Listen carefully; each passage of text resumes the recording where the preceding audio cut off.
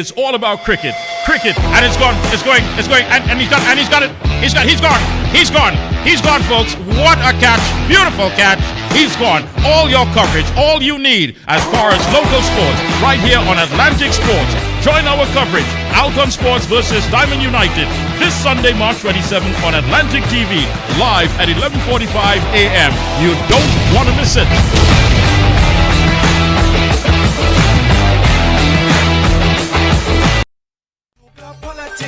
This is douglAR politics, yo.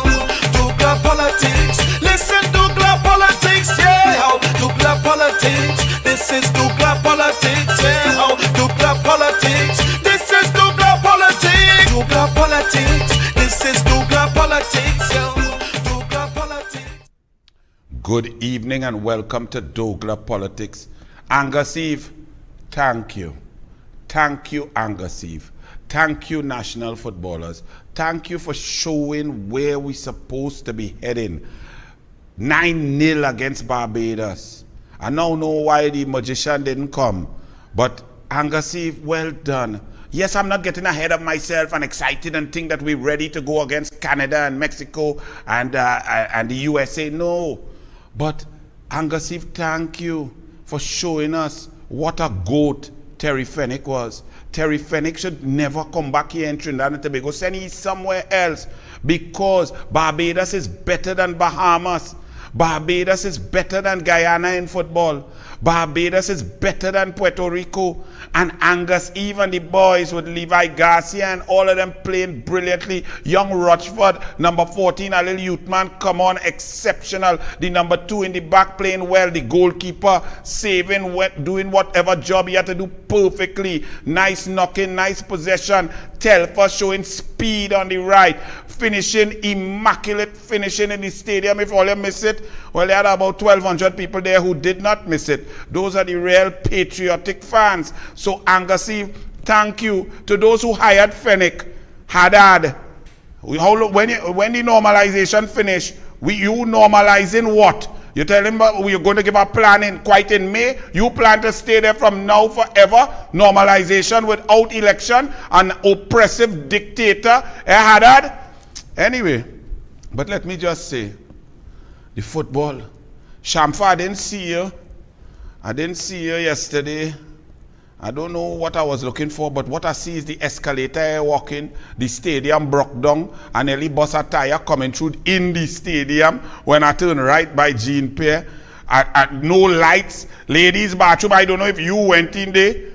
In the ladies' bathroom in the dark, women had telling me they had to find and hope they hit correct. In the bathroom, the place dilapidated, no maintenance. You put some new chair there in the cupboard stand. When you lean back on it, it nearly broke your back. I ain't know what to tell you, Shamfa. Shamfa, try to fix something now. Oh, well, like you fix yourself, you looking much better there. Let the stadium look good too now, Shamfa. But as we said that, I went to David Naked and things. So we went in the little VIP halftime. We're not really VIP, we're regular Joes, but we went up there, get a little sip of a beverage and so on. But Archie, Alan Karim, Vishnu, douglAR Politics crew, I have to apologize for you. I make a little joke, you understand? Because I watch Django, I watch Django about 48 times. I know it, memorize it. And I just saw this outfit that Donna wear, you know, and live on the dash on Wednesday. It just hit me, boy. Donna look like Django. So I make a little joke and laugh, and, you know, probably people laugh. But I met Donna in the VIP halftime. And I saw the pain on her face. I saw the hurt. I saw like it hit too deep and too high. I thought it was just a little, you know, a little levity, a little joke and thing. But it looked like Donna was deeply hurt when she talked to me. I saw it in her eyes, saw it in her face. So Donna, any joke, my father always tell me, any joke that brings pain is not a joke. So I withdraw the joke. I humbly apologize. I did not mean to bring you so much pain. I just thought it was kind of funny. It did look like Django. But the pain I saw in your face, to the Honorable Donna Cox, Anil, the douglAR, and the douglAR politics team, we humbly apologize. We withdraw the joke. Okay, Archie? Delete the joke. Moving right along. Angassi, boy, thank you, boy. Fenwick used one goat. You will go down in history as the worst coach in the history of the Caribbean, you know. That man could not beat Puerto Rico and Bahamas, you know. Look at Angassi. My goodness, only go and check the football now. And to this young man, well done, boy. Trinidad and Tobago, the silver, the wicket keeper, patience, intelligence, brilliance, technical proficiency, mental strength, wherewithal, concentration. The silver, well done, my brother. National Aquatic Center, Archie, to host Pan Am Age Group Championships in June. This aquatic center, everybody in the whole Pan American region wants to come here to get a little taste of Kamla's Aquatic Center. Show them the Archie. Oh Lord, that's why you're getting the Pan Am Junior Age Group Championships in June, because the whole world, there is in the Western Hemisphere, there is no facility better than that what Kamla built. Oh, well, forget the little pond that Rowley is built for black people. Building pond for them. Look, the fellas and them they can't go underwater full. The water crossing the chest. That is a jogging, what is that, a pond or a jogging track? Look at Kamla on the left, look at Rowley on the right. And all you're talking about race, let me tell you something. Kamla is human race, because the whole human race want to come and swim in She Aquatic Center. So all you check all yourself. What a mess. I just realized that one man's trash is another man's treasure, you know. Bacchanal in Tobago. Chief Secretary Farley Augustine is appalled. He gone in by the residents for the Chief Secretary and the thing dilapidated. All kind of thing. He say, Augustine say, it had over 200,000 to fix. The house was so dilapidated, he preferred to stay in a room downstairs. He father house, and this man now married. You know how bad some place had to be that you now married with your lovely bride and you prefer to stay in a room by your father? You know the father know we business now? We love we father, we could go for Sunday lunch and then ride out. But among the complaints raised by Augustine were rust, broken awnings, non-functional AC units, broken bathroom fixtures, missing and broken tiles and molding, torn up cushions, upholstery and couches. He also said there was urine on furniture surfaces, missing fixtures and damaged lattice balcony planks that made the space unsafe.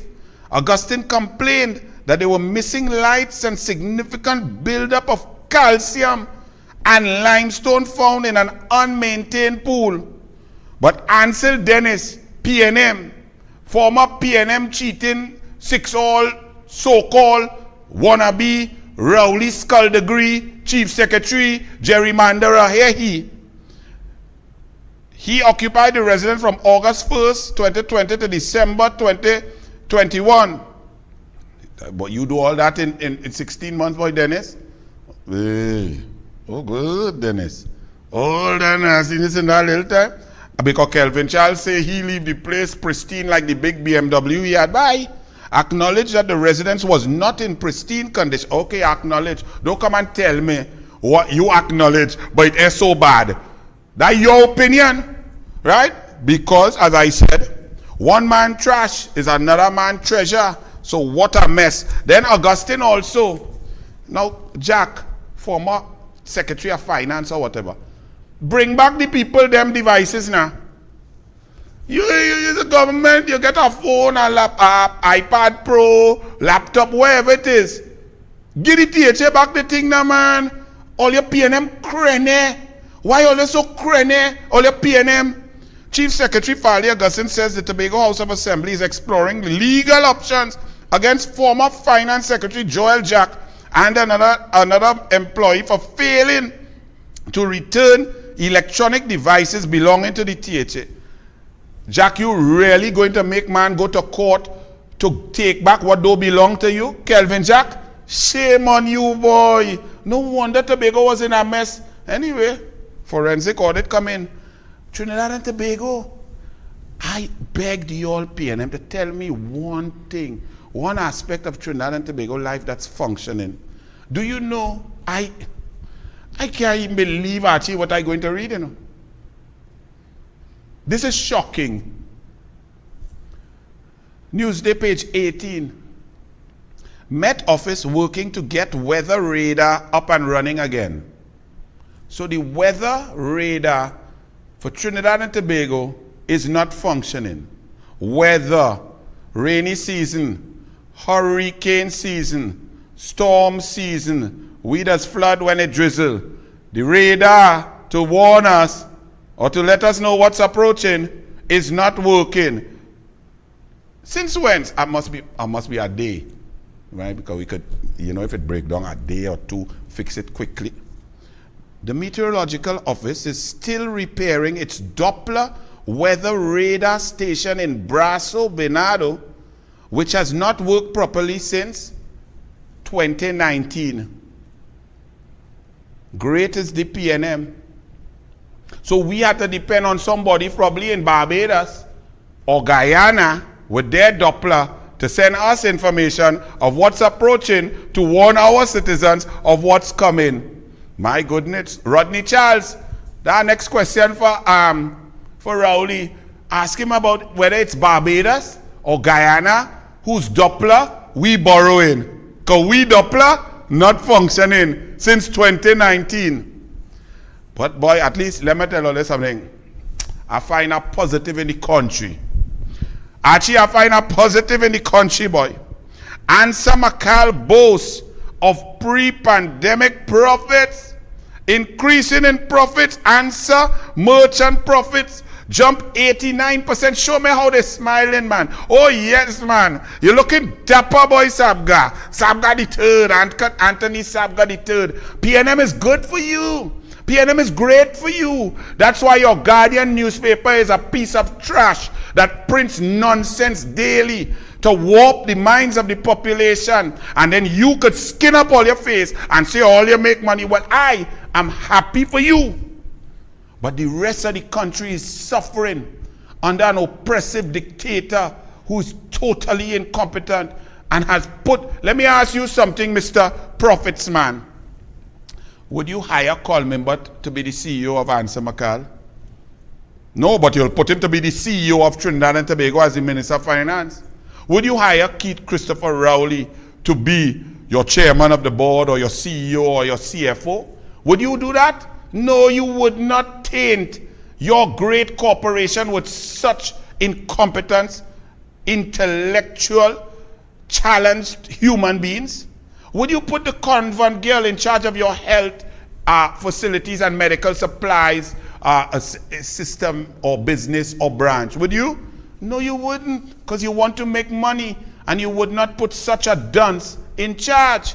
Would you put Faris Al-Rawi, aka Johnny Sukaran Drain Man now, in charge of your legal department when people sue y'all, and if you have any corporate responsibility and contracts with international companies in the energy sector and so on? Would you hire Faris, aka Johnny Sukaran, who spent an inordinate amount of time in law school?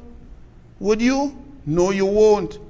But yet you, through your Guardian Media Limited, assist these incompetent clowns in being in charge of all of us. So while I'm happy for you and your profits, good for you, but the rest of the country is suffering. And while you safe like Selassie I briefcase, the place hot outside, bullet flying over people's head, mothers, children, daughters in the malls getting ducking and dodging bullet, rape, murder. But your profits went up 89%.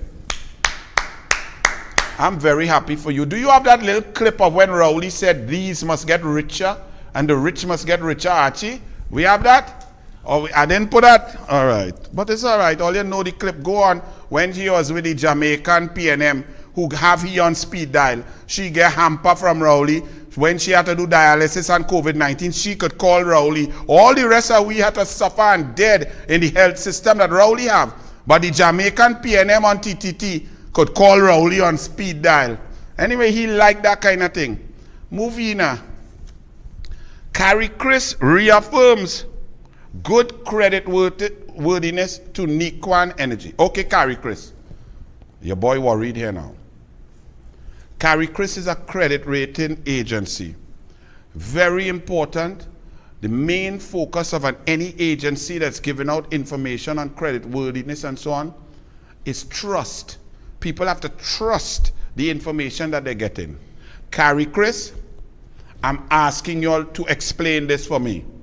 Maybe the douglAR not too bright and I don't understand. I accept that. So you could put out a detailed statement and your analysis, factor by factor, to make me not lose confidence in your rating agency. Okay, Carrie Chris, please, please. I am data driven. So if you could explain it to me, I am willing to understand.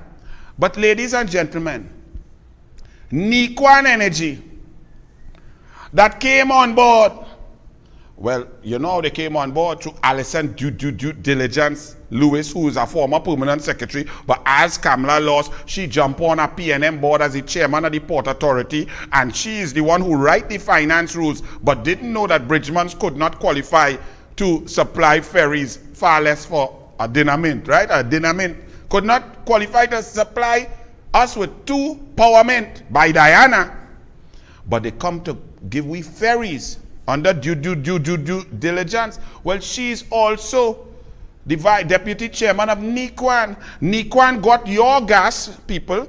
The ministers share. Now the ministers share from the gas, from the producers, the upstreamers. That's your share. It's just a minister is there to manage your share of the people. So they gave that to Nikwan. Alison due diligence on them. They let the PNM sell to Nikwan your assets from the Malcolm Jones thing after they pull you out of court. They sell your assets for 10 million cash US and 25 million in shares. So 10 million cash, right? That's what you sold your 3 billion worth of assets for. Okay, sweet deal. So then this PNM Nikwan start to activate. They didn't pay their workers for 6 months the last time I checked, and it's about 8 months since then, and they have produced nothing, so we could assume they have not paid their workers for 14 months. They only had 400,000 US in the bank. They borrowed 120 million from Republic Bank US, and then when they crank up to produce, it blow up 3 times. Fire nearly blow up, mash up the whole place. We're still waiting 12 months later for the report on what took place. They have not produced 1 bit of production. They are in debt to over 140 million US. And Carrie Chris is telling me, Friday, March 25th, they reaffirm good credit worthiness to Nikwan Energy. Do you understand why I'm a little baffled? Let's hear let's hear a little bit of the explanation, of course. Rating agency Carrie Chris has reaffirmed good credit worthiness ratings for Nikwan Energy, Trinidad and Tobago Limited, NETL. Carrie Chris explained that the stable outlook is based on the organization's expectation that barring any other unforeseen circumstances or events, once commercial operation successfully begins within the 2nd quarter of 2022, which is about 6 days away, 2nd quarter beginning just now, Carrie Chris expects the NETL, Nikwan, to comfortably meet all its interest and principal payments. Comfortably. 140 million US in the hole, wage bill, pile up, 3 accidents, fire flare, wax build up, blow up.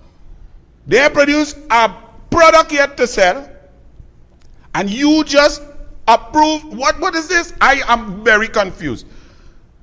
Carrie Chris, who are you? Where are you based? You see, I have to ask all of this now. I have to go and research Carrie Chris, because this sounds like utter madness. 3 accidents, nearly blowing up the whole up down there by Petro train. People still studying. When they're getting compensated for crack in the wall, what mash up, glass break, window break. We have no report. Carrie Chris, did you get the report on the accident yet? Please share it with us.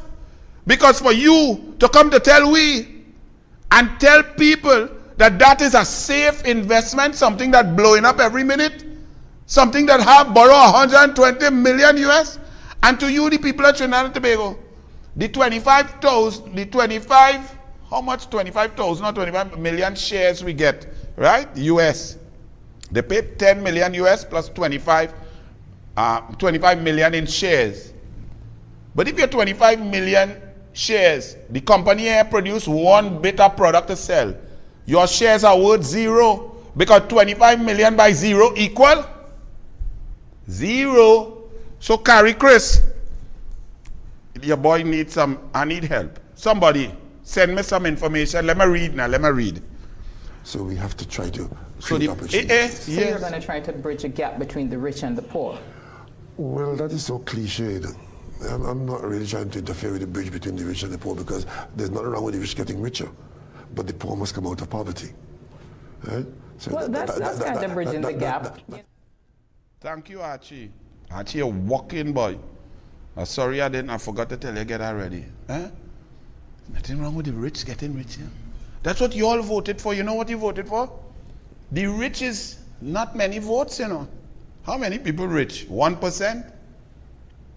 How many voters it takes to reach 322,000 votes? That ain't rich. And all you vote for that man to make the rich richer and take everything from you because he tell you he black. So it's okay for a black man to take from black people.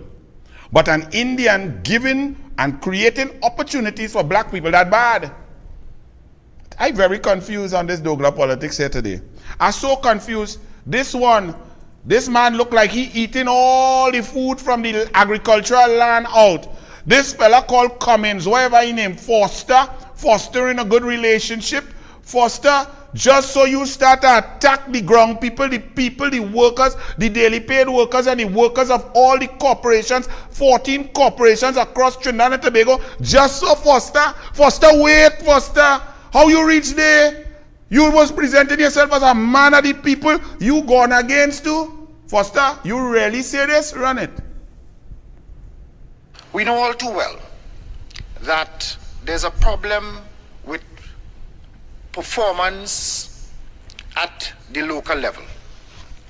Many of the corporations, when you observe the workers, you would see that many of them show up for a very short period of time during the day and still receive a full day's pay. Just like Mr. Newman George coming in the office once a week and getting a full salary.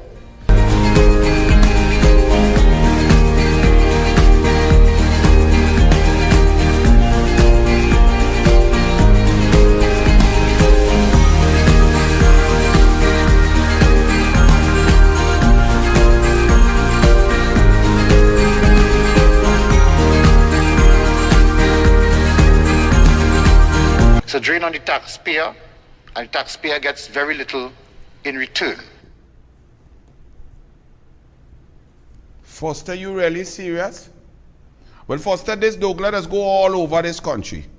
From Shagarama straight up to Matlat. In between the middle from Grand Bazaar, go through Carney into Chaguanas, Charlieville, come down into San Fernando, from Freeport into San Fernando, across the border in Naparima, Princestown, Labre, Point 14, gone across to Mayaro, Maruga, Table, and all over this country right through. I'm going cricket down in Debe tomorrow. And everywhere I see in all corporations, I see corporation workers working even though they haven't been paid. I see corporation workers working even though they have no diesel for the trucks to roll. They have no tires for their backhoe to work. I see them physically in St. Joseph, Aranguez and so on, with the councillor digging with a hand and spade to clean out drains, to serve the people. I see hard-working people, labor-intensive, working, and you come in the parliament to say that them people corrupt and lazy and not working for a full day pay for Cummins?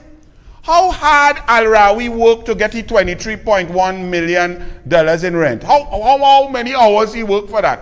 How many hours he worked for you to sit down in a cabinet and approve $38 million to outfit his own building, Johnny Sukaran building? How hard he worked for that? How hard Angus Young, the brother of Small Pin Young, worked to get $4 billion in work and loans from the public sector, from the government at 5 to 6% interest? How hard them work? For Cummins, you gone so too? Well, boy, that was the shortest attempt at leadership.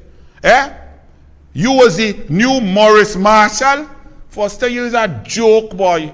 Shame on you. You are attacking the ground people who working. You are attacking labor, just like Rowley, but all the time you're cussing Rowley behind the back. Foster, move now and take your girl with you too. Well, when we talk from one in the parliament, Rodney Charles, but I thought you asked a prime minister a very good, simple question. A question that could be answered with information. Why did the prime minister blank Guyana? Guyana, all the businesses, that same answer McCall would have, got skin in it, so them all over in Guyana trying to get opportunity. All the big contractors from Trinidad over in Guyana trying to get opportunity. All the entertainers and businesses and restaurants and so on, or everybody go in Guyana to try and get opportunity. But the Prime Minister of Trinidad and Tobago blanks Guyana, who invited him 6 months in advance. Imagine you get a good invitation, is like 3 weeks advance. You get a 6-month advance notice invitation. Guyana show you total respect. And you blank them without even a reason. And then you choose to go to Qatar to go and stutter and stumble and talk a set of nonsense, meet with the president of Iran and come back with nothing but your hand in your pocket and small pin in your K-packs. And you come because you have no answer, because your policy is non-existent, because you're a vindictive human being, because your party that you supported in Ghana didn't win, so you don't care about any opportunities for us being the leaders in the Western Hemisphere in oil and gas. Oil since 1908, gas since 1993, all of our engineers, our companies, our service industries. You who say you're the best salesman, use the best salesman for yourself. When you're going to spend people money to buy things that you want from yourself, from whom you meet with. Rowley? And you could not answer. And when a man cannot answer, it's like coaching. When you have an intelligent athlete, you see, like George Bovell, I had to coach George Bovell and I have to explain every workout I design because he will ask questions. And if I don't answer, he will not be able to put his heart and soul behind it. So I have to know what I'm planning, how I'm periodizing, and what workouts, what energy systems we are targeting, why we are doing this, and so on, because the athlete is going to ask me. Now, if you do not know the answer, you would hear some coaches shout, do it my way or the highway. If you don't do it, just do it because I say so. That's because they're dunce. So when you hear Rodney Charles ask a perfectly normal question, and Rowley react like the wajang that he is, it's because he fully dunce and he has no answer. Run it, Archie. Barbados seems to be significant in the CARICOM region, what is your and story, we seem to be behind. What is your story, Barbados? Every time you get up in this parliament, it's Barbados, Barbados, Barbados, Barbados. Don't come and talk to me about me and what. I am the Prime Minister of Trinidad and Tobago. Prime Minister, in terms of measurability, Mia Motley left Guyana with 10,000 jobs. Would it not have been better to go to Guyana than to go to Qatar? What do you have in Guyana? Why don't go to Guyana if you want to be in Guyana? As a member of Parliament in the Parliament of Trinidad and Tobago, you're always talking about Guyana and Barbados. If you're unhappy here, you're free to go. Nobody has tied you here. Speaker is on her legs. What do you think of this? Yeah, I'm not chairing Balizé House General Council meeting. Prime Minister. David Michael Rudder sang about the rant of a madman. What you just saw there was the rant of an idiot who cannot answer. A man who has no plan, and everything in this country is shattered because of him. We may all be patriots and all love our country, but that evil darkness, that tyrannical, oppressive dictator without brain is shattering our country from the very fabric, our culture, who we are. And unless all of you join together, get rid of he, we are going through. But let me read something from a PNM lady.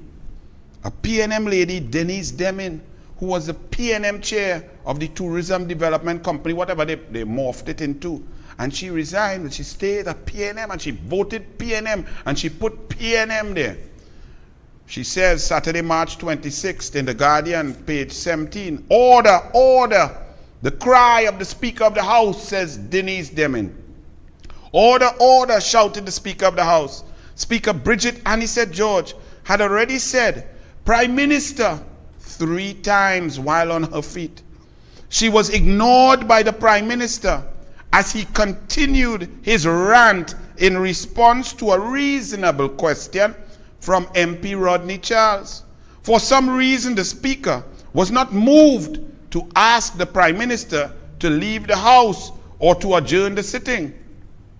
Hopefully, the Speaker has had the courage to have a private conversation with the very Prime Minister who nominated her to the post to advise him that any similar recurrence will be dealt with severely. But Madam Denise Deming, why must it be a private conversation?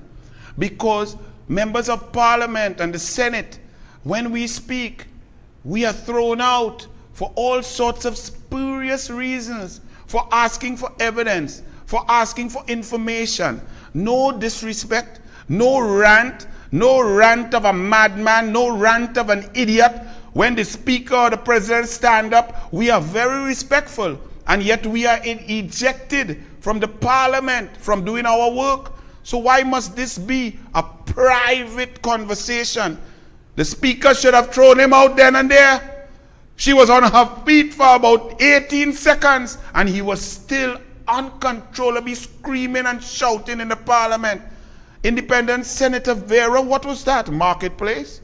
A fish market? You cat got your tongue? Just like you didn't know where the laundry is. You come in your crease-up jacket to the Senate. You're treating the place like a marketplace. How dare you come to the Senate looking like you just rolled out of a clothes basket? Independent Senator Vera. Denise Deming continued. What I saw in Parliament was a triggered Prime Minister, employee of the people of Trinidad and Tobago, who felt it necessary to remind us that he is the Prime Minister and suggest that the opposition member should go to Guyana or Barbados. Had he been in complete control, he may have taken a breath and responded in a way that was less aggressive and violent. Prime Minister, says Denise Deming, PNM Denise Deming, when you asked for our vote, you implied that you would take leadership and show a different path. Instead, we continue to be subjected to your language of violence and aggression, whether it is the Parliament, at a political meeting, or at a news conference. Denise Deming. But Denise Deming, Madam PNM, and all other members of the PNM, somebody warned y'all. Somebody told y'all. And yet this man came and lied on a sitting Prime Minister, brought pieces of paper and desecrated the Parliament. And y'all still put him as the leader of the People's National Movement. And now he's suffering the entire country as Prime Minister of Trinidad and Tobago. Because this gentleman warned you and Trinidad and Tobago a long time. Run it, Archie. And Mr. Speaker, I see a man completely out of control. Completely out of control, Mr. Speaker. That is what I see. And that problem is not a new problem to me, you know. I was aware of the tendency for the honorable to go out of control. Since 1987, argue your case. Everybody has a chance to do it. But not like my good friend. The minute you oppose my good friend, Mr. Speaker, the minute you oppose my good friend, he gets very, very angry. And if you oppose him strongly, Mr. Speaker, he becomes a raging bull. He becomes a raging bull.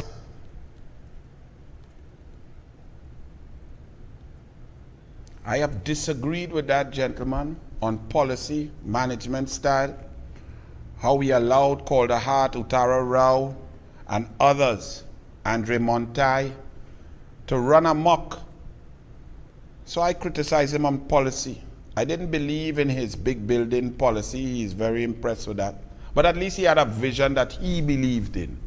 But you never hear me criticize the gentleman, the courtesy, the way he took care of his constituents every Tuesday till he saw every last one. He had one of the biggest offices for a member of parliament with people sitting there. Keith Rowley never go in the office. He office right there by my father. I live in there since 1980. Never see he there. Never see no big blue lights and black Prado with special branch to meet none of all here.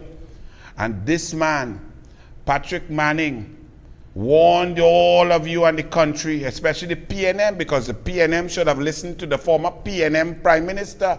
He told you all that Keith Christopher Rowley was deleterious to the good of Trinidad and Tobago and did not deserve to sit in that sacred chair of Prime Minister. But that's what you all put. And now everything is shattered. And when people take note of that, you all have no response. When facts are presented, you come with some sort of emotional argument. Listen to an intelligent president, President Jagdeo of Guyana. Run it, Archie. We want to invest some of the oil and gas resources into building the infrastructure so the non-oil and gas sector in the future can generate the jobs. Because if we don't do that, when the oil money grows, we'll be poorer than many countries in the world. Look what's happening in Trinidad now. Trinidad is falling apart, and that's putting it mildly. Falling apart. No jobs, no sustained periods of negative growth. Can't see the light of day for the nearest future. For the near future. Searching to perform, and this country's political structure. Send for the doctor again. Former president of Guyana, now vice president of Guyana, talking very clearly, very cogently. Because Guyana is at the beginning where Trinidad and Tobago was. Since 1962. Because we had been in oil since 1908. And then gas 1993. So an intelligent leader will read, see, check what has happened in a neighboring country so that he and his government and Dr. Irfan Ali, President Irfan Ali, will not make the same mistakes, will not suffer from Dutch disease, will diversify the economy. That is what you do to make sure that when you are presented with an opportunity, you research everything to make sure you decide a pathway that would redound to the benefit of your citizens for generations to come. Fair comment, but emotive response. So out jumps Amory Brown, newly promoted Amory Lollipop Brown, jumps out. And he says, Foreign Affairs Minister Brown said, he made a phone call to the Guyana's Minister of Foreign Affairs. He said he wanted to advise his government on matters of regional history, integration, and respect with our foreparents worked so hard to achieve across the region. At this point, I have no further public comment. So Barra Jagdeo says Trinidad is reeling and falling apart. Lack of investment, lack of jobs, consecutive years of negative growth. All factual positions. And Amory Brown jump out to say, but we is brothers. 8 boy is decades we trying to get together. 10 to 1 is CARICOM, 10 minus 1 is 0. Oh Lord, CARICOM, we love we brother. Where Amory Brown, where was loving your brother when Rowley was attacking Guyana on the vaccination program? Or when Small Pin was in your cabinet attacking Barbados saying they want to use here as a jump off point? Where you was? You can't answer factually If the man at Barjade was wrong, give the information. Say, Honorable Vice President, former President, you are wrong. Look at jobs we created. Look at foreign direct investment. Look at the ease of doing business. Look how Trinidad and Tobago is going. We're going fantastic. Look how we are diversified. Look at our revenue streams. Look at our budget. Our non-energy sector is performing so well. You come to tell me about we's brethren? That's your answer? That's your emotive, ridiculous, dotish response? Talking about respect. But yet, in the editorial of the Newsday, and no one, not one citizen can ever accuse the Newsday of being UNC or impartial. The Newsday is Franco and PNM under one of Rowley Ole Chips girls. Okay? She dip it, she hand all grab, she grab all the chips and lick she finger too. Clarify messages on the economy. Newsday, page 12, Friday, March 25th. Mixed messages are being sent by the cabinet. That's the cabinet of the PNM, on the economy. So next Thursday's address by Finance Minister Coleman, but is very important. On the one hand, the Prime Minister earlier this month put the country on notice that current subsidy levels may be unsustainable. Instead of expecting a windfall in revenues thanks to higher petrochemical prices, the country should prepare for a hike at the pump, because the cost of insulating the citizens from price shocks may become prohibitive, said Keith Christopher Rowley. But then, Mr. Stuart Young, the Vice Prime Minister, the second in command, the next leader of the PNM, Stuart Smallpin Young, with Daddy Smallpin and Angus Steak Young, he said, no, the economy is good. Everything is booming. Just like Coleman but said 4 years ago, the energy sector is booming. It was. Nikwan blow up. So the very mixed messages from the cabinet itself. But you all want to attack Barra Jagdeo for talking the truth? But this was the best part. Central business bodies disagree with Jagdeo's assessment. Okay, Anil, I want to hear argument. I like nuanced argument. I want to see Barra Jagdeo has said something. I have been saying something, checking everything, looking at the economy, looking at the policies, looking at the mistakes, looking at the errors, looking at what Rowley has done to shatter our livelihoods. So I want to know what these businessmen, let's see, bright businessmen. Richie Sukai, you good? Yeah. Richie Sukai, president of the Chaguanas Chamber of Industry and Commerce, said CARICOM countries should be focusing on unity at this time. It is quite unfortunate that officials from Guyana made negative comments towards TNT's economy at a time when the world is coming out of a pandemic and we are dealing with wars in different parts of the world. We in the Caribbean should look at unifying into a self-sustaining superpower, Sukai told Guardian Media. What's this fellow's name? Richie Sukai. Richie, are you a member of Amnesty International? You're the chair of Amnesty International. Are you the chair of the Kumbaya Committee? Barra Jagdeo made specific points about the economy, diversification, Dutch disease, energy sector, over dependence on energy and ignoring other aspects of the economy, job losses, and negative growth. You are the head of a business chamber, Chaguanas Chamber, and you come to say we should kumbaya, man. That's what you're saying? That's your intelligent response? And you're attacking a man who said something factually without disputing the facts, but tell him we should be hugging up? Okay, Richie. So when Rowley attacked the Guyana about the vaccination problem, I didn't see you, Richie. You didn't say, Rowley, stop that. We need to kumbaya. Richie, smelling PNM? You're in what chamber? Chaguanas PNM chamber? You want a little contract, Richie? Richie, you just made yourself a clown. I don't even know who you are, but just reading this stupidity, Richie. Okay? Now, another man wants Couva Point Lisa's chamber.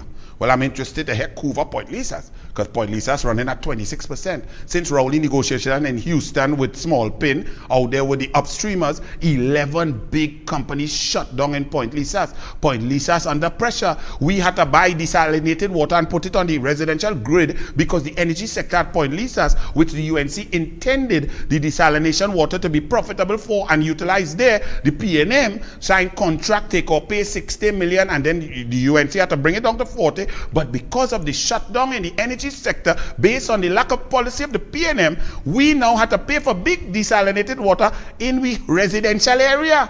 So let me hear what Mr. Coover, Point Lisa's Chamber of Commerce head, Mukesh Ramsingh, said, our economy is still not yet fully open, and a lot of persons are back to work. In reference to Jagdale's suggestion there were no jobs available, Ramsingh said TNT is far from falling apart. In fact, he said, prior to the pandemic, there was a shortage of really, sir? Well, let me ask you something. Because I like argument, so I need you to bring more detail supporting your conclusions, other than you is a PNM, okay? I don't want that. I want you to, look how I'm going to do it for you. Okay? Mukesh, what's your name? Mukesh Ramsingh. Look, let Anil show you how you make an argument, okay? The NIB rolls, National Insurance Board, 123 people have disappeared off the rolls. That means 123 people are not making contributions who were previously working. That's 123,000 people who have lost jobs in the last 2 years. Okay, sir? And the real number is more like 200,000 because not everybody and not all employers like your good self pay NIB properly and so on. So you can extrapolate upwards that 200,000 people are out of jobs in Trinidad and Tobago, 103,000 before the pandemic and another 100,000 during the pandemic. Okay, sir? Before COVID, right? What? There is no forex shortage. Forex people are buying foreign exchange on the black market up at $8, $8.50 and so on.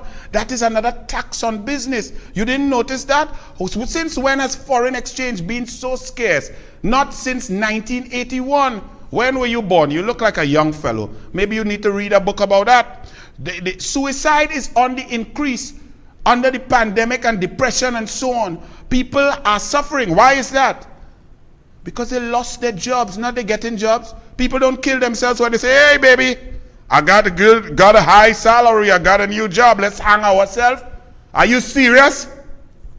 Foreclosures are up. 44% of businesses will never reopen that shut down under the failed policy of the pandemic war or battle raged by the PNM. Total complete failures. Malls across the country are at 60% tenancy. 60%, some down at 40%. Some shops that have existed in malls for 30 years, 40 years have closed down. You see that? You just looking to see Balize to see if you could reach to put a steel beam in Balize house. Okay. Petrotrin closed. Isn't that close by you there? You could look so and see no flame. Petrotrin closed. 5,364 people lost permanent jobs. Another 6,118 temporary jobs. Plus the fence line communities, restaurants, caterers, bars, nail tech, hairdressers. Everybody lost business with the shutdown of Petrotrin. You're celebrating that? We going good? Hey guy, we going great? Fantastic. Okay, let me continue. Point Lisa's is operating at 23%. You should know that better. You in the Couva chamber. Your Couva chamber should move up by Balize House. The only building rising in Trinidad and Tobago is Balize House. How it building? Sport tourism non-existent. The PNM now asks for a master plan tendering out for sport tourism 7 years into their governance. PNM open up after Carnival. The Ashore right now as I taping this, Rowley going to say we open up the whole economy.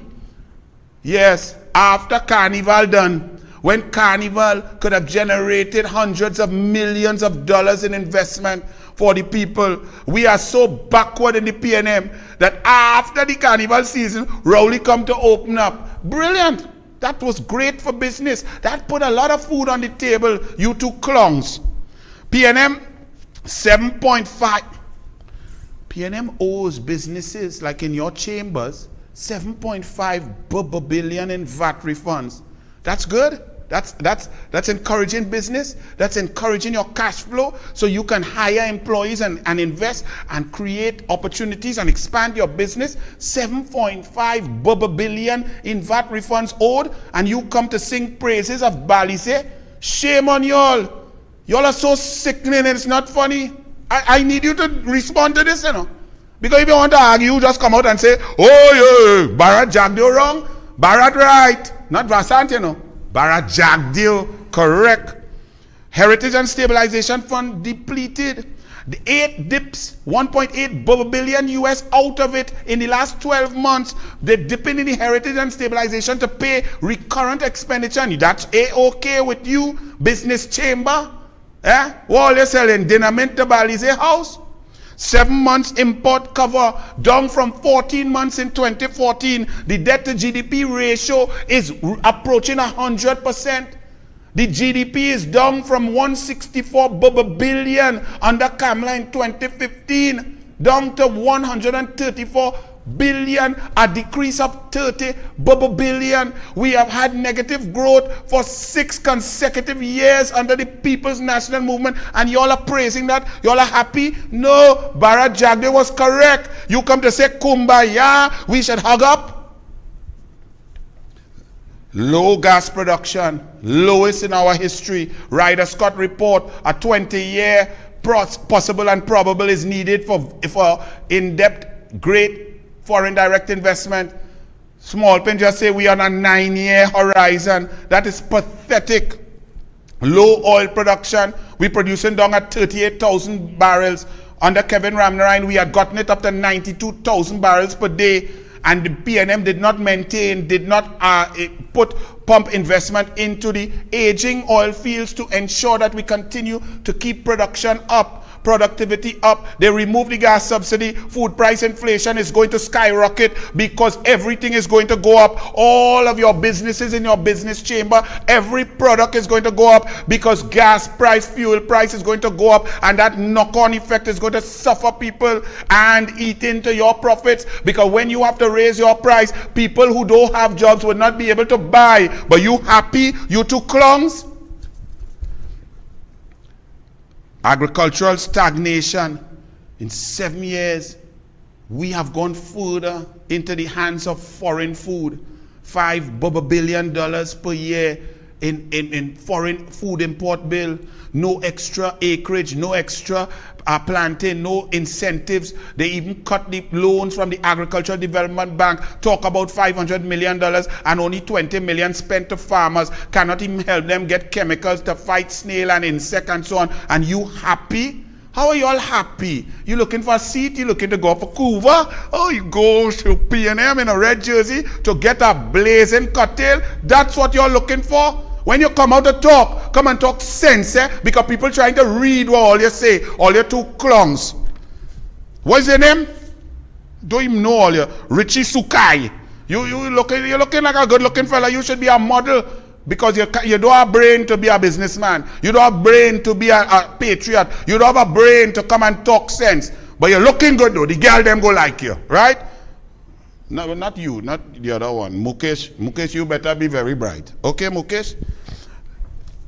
Ease of doing business under Kamla Prasad Bisesa was 66th in the world.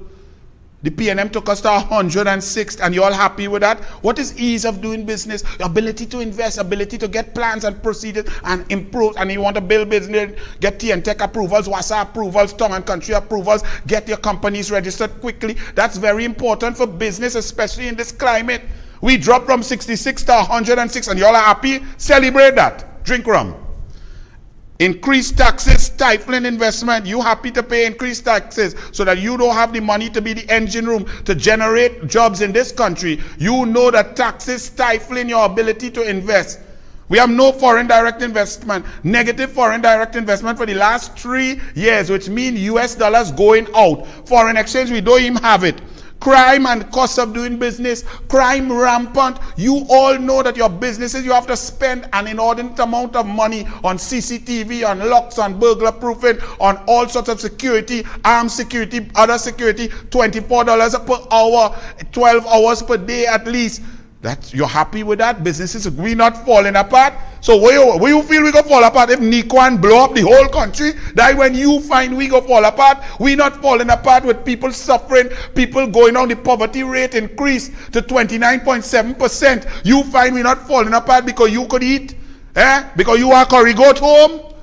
Y'all are such selfish, sick human beings. When all you come to talk some sense. Look how all you get mashed up over one little statement. You thought, oh, I'm going to just big up Rowley so he will like me and I could get some crumbs. Sukai, what your name? Richie Sukai. That the good looking one day, the young boy there. And Mukesh Ramsingh. I ain't gonna tell you what you look like, no? A blackout. And possible blackout, no information on why the blackout occurred, total shutdown of business, total mass, we didn't know what was going on. All you happy? We not falling apart? No water across the country, 16% of households getting 24/7 supply. You happy with that? You all getting water in your businesses? Illegal Venezuelans everywhere, 200,000. How can our labor market, you saying labor market before COVID, people was getting job? We had a dearth of labor. We had a labor deficit. Where you learn that statistic? Please show me, because I reading all of it and me I see that. So either you dotish or you lie. The Venezuelans not registered, only 16,000, 13,400 registered, but 200,000 here. So they're not taxed, they're not paying their way, and they're utilizing our healthcare, our system, stressing our education system, and so on, that taxpayers paying for. The government not paying its bills. The government itself had to shut down EFCL and so on because it could not pay its bill. Ministry of Education phones get cut because they didn't pay the bill. TNTech not paying the bills. WASA not paying the bills. Government ministries not paying the bills. And we not falling apart. That's how you make an argument. Okay, Mr. Sweet Boy Rishi Sukai and Mr. Normal Kuvaman, Mukesh Ramsingh, I need you all to respond. Debunk what I just said. Okay, boss man? Right?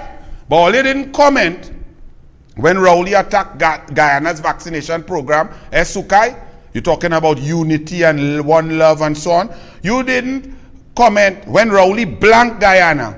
Guyana asked the Prime Minister of Trinidad and Tobago, the #1 energy economy in the Caribbean, to come across to meet with them at their energy conference to share information and create opportunities. Invited him 6 months in advance. And he tell them, no, he ain't available.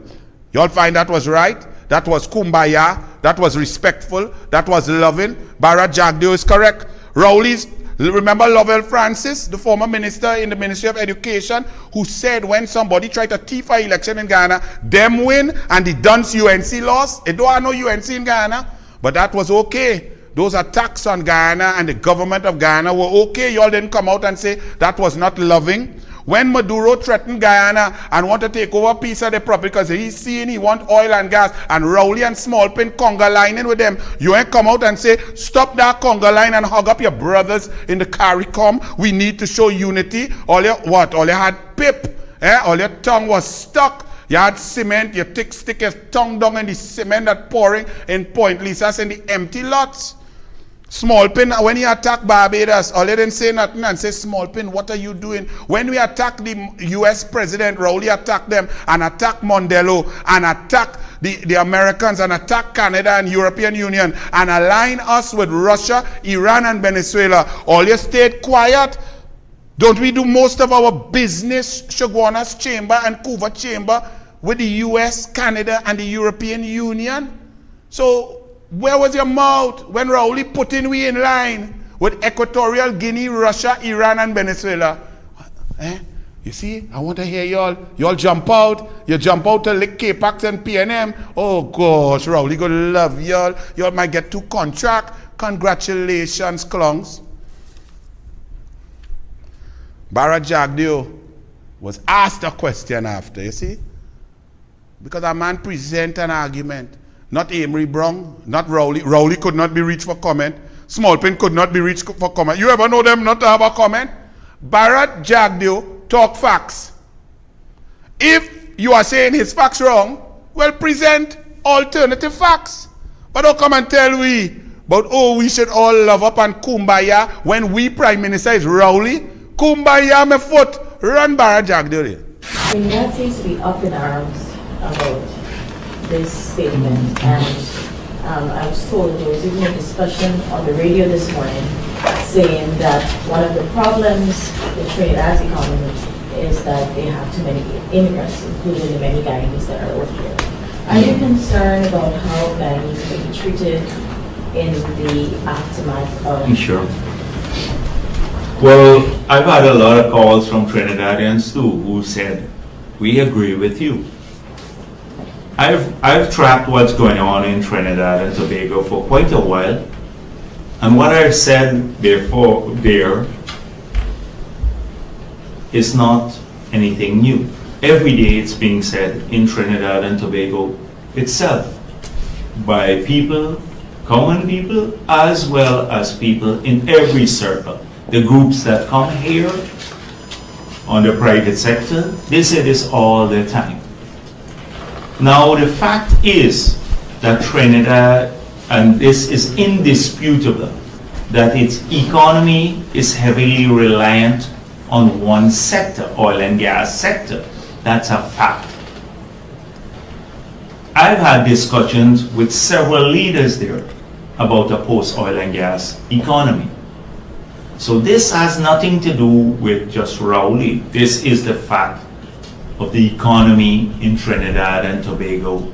Now, is it a fact that people are losing jobs? If you look at the newspapers in Trinidad and Tobago, every day you will see them saying, yes, the currency problems, they have currency shortages, and is it a fact that they've had a long period of low growth? Yes, COVID has exacerbated it, but even before COVID, it is a fact.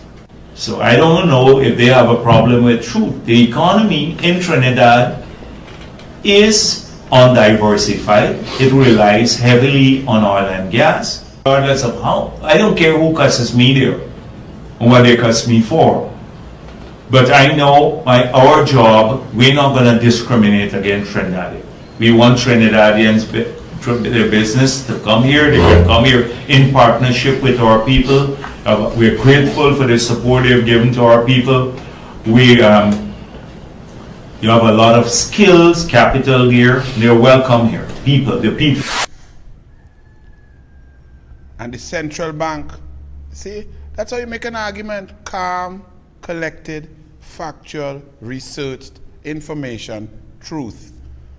Go Guyana, you're not to Guyana, don't tell me about me and Motley. That's all the Prime Minister, and I'm happy for that. Central Bank launches a website to teach children about financial literacy. Well, Central Bank, I'd like you to launch a website first and foremost to teach yourselves, especially your Central Bank Governor, Dr. Alvin Hilaire, about financial literacy, because he seems to have lost the plot since he's the neighbor in Iney's Gate of Rowley and Newman George and so on.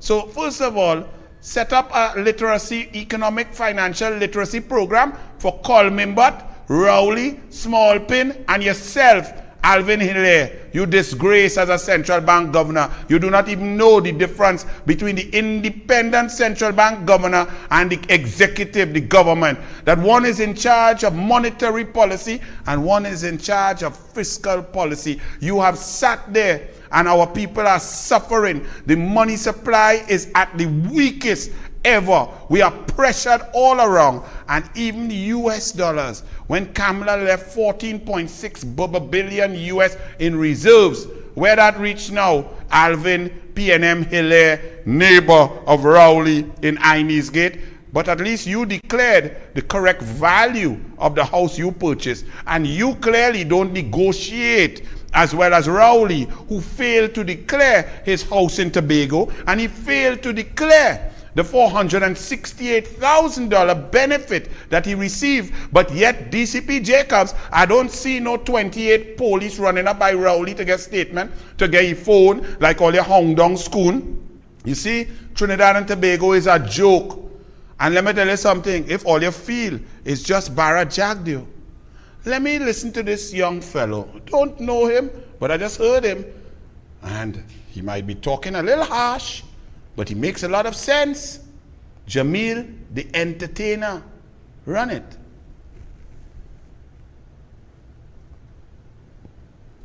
And you know, the state of Trinidad turning into a shithole country and you can't deny it. What is the scene is your boy Jameli Entertainer here, and you might not like what I just had to say, but the reality of it is our home country of Trinidad turning into a shithole. Murders, well, we have indoors every day. Stealings, well, citizens and businesses are being terrorized. And rape, well, oh gosh, that has become the norm. Well, fathers raping the daughters, taxi men then just start doing it, and now we can't even trust family members no more. Now, you might be getting mad at me, but I assure you I'm not making this shit up. Just go on a little TT page and scroll on a little bit.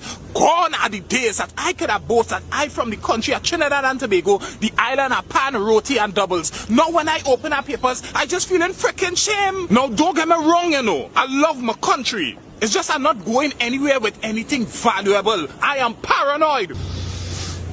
We just reached a sad place right now where the commissioner of police does boast about how much tickets were shared versus how much crime was solved. Watching, you could do some of the most messed up shit in this country, pay a bail, come out and do it all over again. Not to talk about blatant corruption watching where we face with this whole bullshit thing and nobody being investigated. And somebody tell me why the capital of the whole country does smell like a big freaking urinal. I even touch on the pollution in the country yet. Every month the price of something going up and becoming less affordable, and the middle class is surely disappearing. The sweet TNT I grew up in is no more. It seems like we value the lives of criminals who causing the havoc versus the hard-working man, and it was the average man who actually getting the shitty end of the stick. This song might as well be we anthem because of the shitty state this place in. And if you buttered and do agree with me, tell me in the comment section. Alright, so here it is. I know a lot of you don't like to read, but there's a new book on pre-order called Fly, Finally Loving Yourself.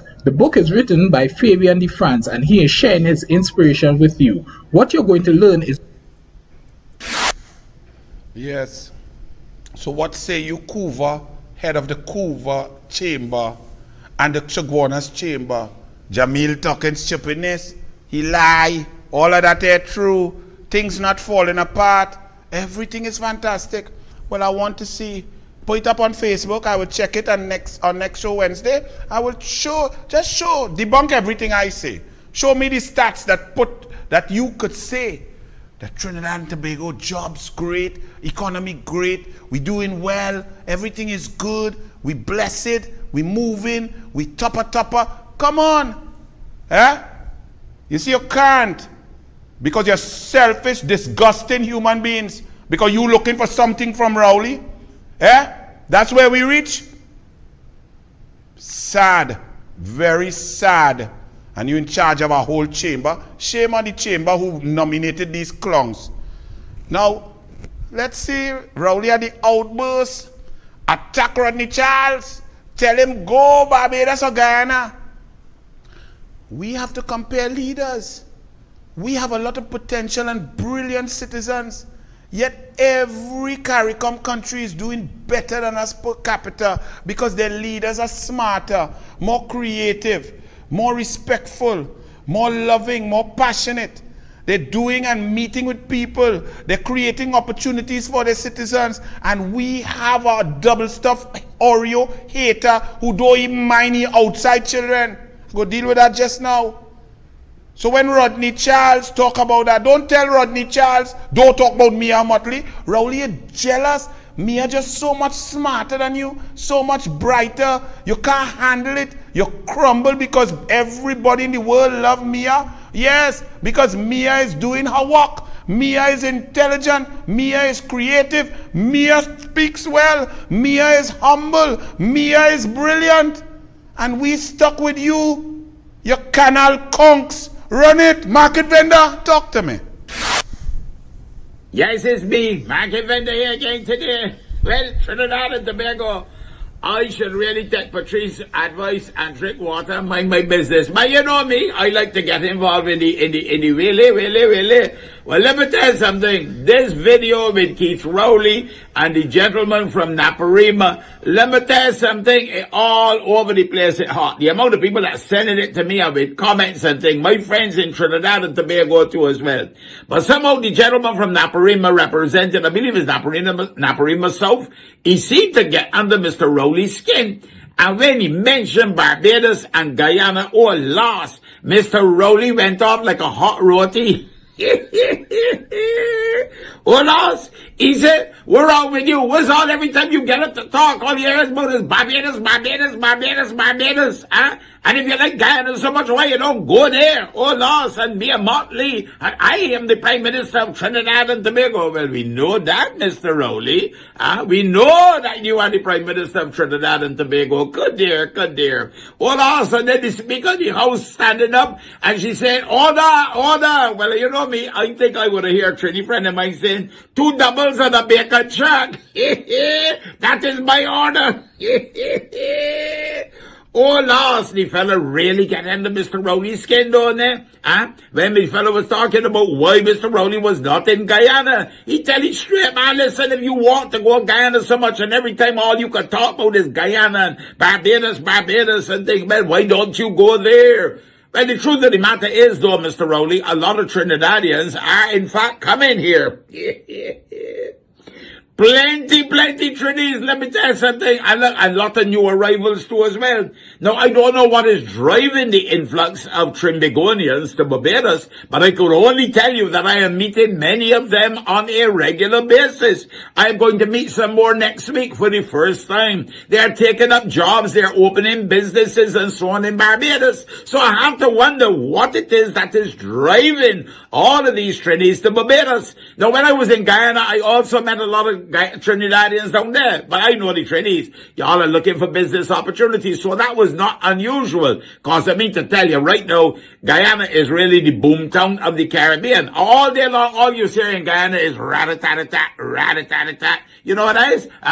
It's hilties and excavation and all kinds of things going on and buildings going up. You go and sleep at night, when you wake up the next morning, you see a skyscraper in front of you. So where that come from, boy? And the building houses with swimming pools and things all over the place. Because with the local content law, they can't come and buy, the foreign companies can't come and buy up, property and things or build buildings. They got to rent it from locals. So the locals cashing in on it. So when he talking about Guyana, that's what he talking about, Mr. Rockley. He talking about the local content. The fella really getting under your skin. And I didn't even hear from, oh, no. I didn't even hear from Dr. Rudy Modilal yet. Or Kamla Prasad, Mrs. Sa. So somebody riling up Mr. Rowley, but lost. You might really think, about Mia Motley and thing. You mentioning Mia Motley. What happened with mentioning Mia Motley?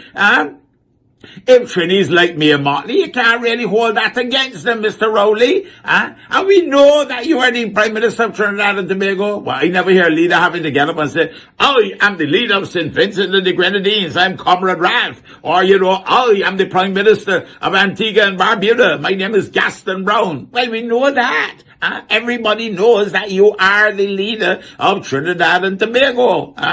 I'm not sure what it is they want of you, and I'm not getting into that because I am going to drink the water and mind my business. I'm only a market vendor, But last, Mr. Rowley, don't let her get under your skin, so boy, because it would look like it's something really bothering you.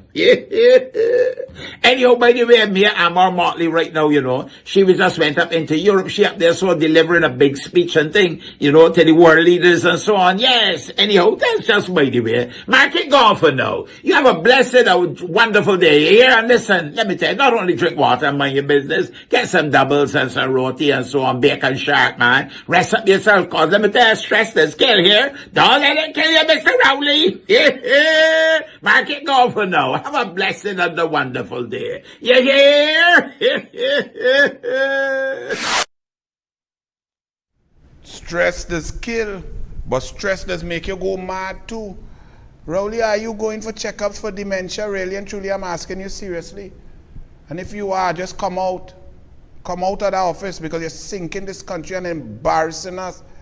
I don't care if you embarrass yourself, but you happen to be the Prime Minister of Trinidad and Tobago. As painful as that is for me to say. So, with all due respect, Mia Motley is in great demand all over the world. People want to hear her speak. At the COP26, you saw it, so you heard. But then try to be better, try to be smarter, try to do something creative, try to help your people, try to help the children, single mothers, do something. You big clown, nobody care about you. You feel because you have a few fools going on your side, as you embarrass yourself in the parliament, sounding like a stark, raving madman, and your PNM benches knocking wood for that, and you feel that them same ones bad talking you to Gary Griffith all over the place. You hear what Gary say? But anyway, this is all your Prime Minister, especially those of you who voted. Take a look and see if you're proud of your Prime Minister. Run it. Hey, Mr. Prime Minister. Hey, I hear you going into voice impressions now, man. Oi. Oh, by the way, how you going? Right. Yeah, look short. You all said hello. So here it is now. You try to do a voice impression of Wade Mark, right? Let me show you how to do a voice impression now of Wade Mark. It goes like this. So we want to know if this is a blunder on the part of the Prime Minister. Not like how you said it. I want to know if it belongs to Dominica, because we want to know. I want to know. That doesn't sound anything like Wade Mark. If you ask me, that sounds more like one of your own cabinet colleagues, and we all know who she is. If you want to learn some voice impressions, Mr. Prime Minister, give me a call now. It's easy for you to find my number. And I'm going to teach you a thing or two. And don't worry about the rates. It suits your pocket very well. Anytime you're ready or you're interested, call me. And then down in the Parliament, Rodney Charles and the United National Congress brought a motion. Basically, I have no confidence in the sitting Minister of National Security. He's totally incompetent. And imagine Fitzgerald, Ethelbert, arrogant, disgusting, divisive, dotish Hines had to beg for protection. The Minister of National Security in a parliament with the majority and the Speaker begging for protection from the UNC. Oh Lord, PNM, all you're getting softer and softer. There's only soft man in the PNM. Run it, Archie. Madam Speaker, year to date, as at today's date, Madam Speaker, I'm being disturbed. Could you protect me?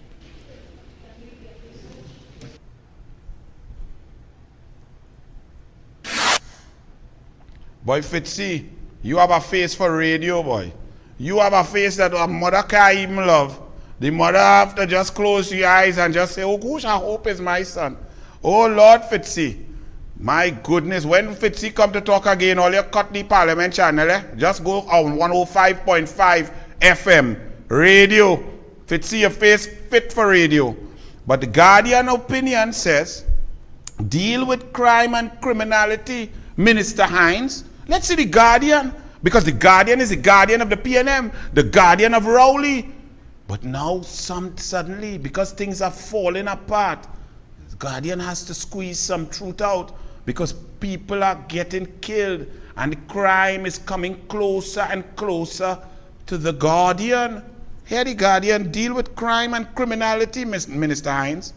Hines said the increase in gang violence is due to a number of factors, including the death of a known gang leader in the latter part of 2021, an alliance between conventional street gangs and persons hired by them to carry out violent crimes on their behalf, including shooting, arson, extortion, kidnapping, and murder, and a merger among gangs involved in white-collar crimes, which include human trafficking, illegal quarrying, and the illegal importation of firearms, ammunition, drugs into Trinidad and Tobago. Well, Hines, you're not the Minister of National Security. You're a reporter. You just telling we all the crimes that going on under your watch, and you can't stop it. Thanks for the report, boss. So, citizens have now become accustomed, says the Guardian, to hearing a whirlwind of excuses about why gangs are growing and why criminal activity continues to escalate despite the billions of taxpayers' dollars allocated annually to the Ministry of National Security. It also brings no comfort to anyone in a country that is continuously under siege at the hands of criminal elements that there seems to be no clear-cut plan to deal with the issue. The Guardian editorial is saying that the PNM under Rowley and Fitzgerald Hines has no clear-cut plan to deal with criminal activity. Now you say that? When there was an election on August 10, 2020, so you secure your business interests so you can make your 89% increase in profit for your Ansa Makal group. And now, when you have a bunch of incompetent buffoons in power, you now come to beg them to get smart.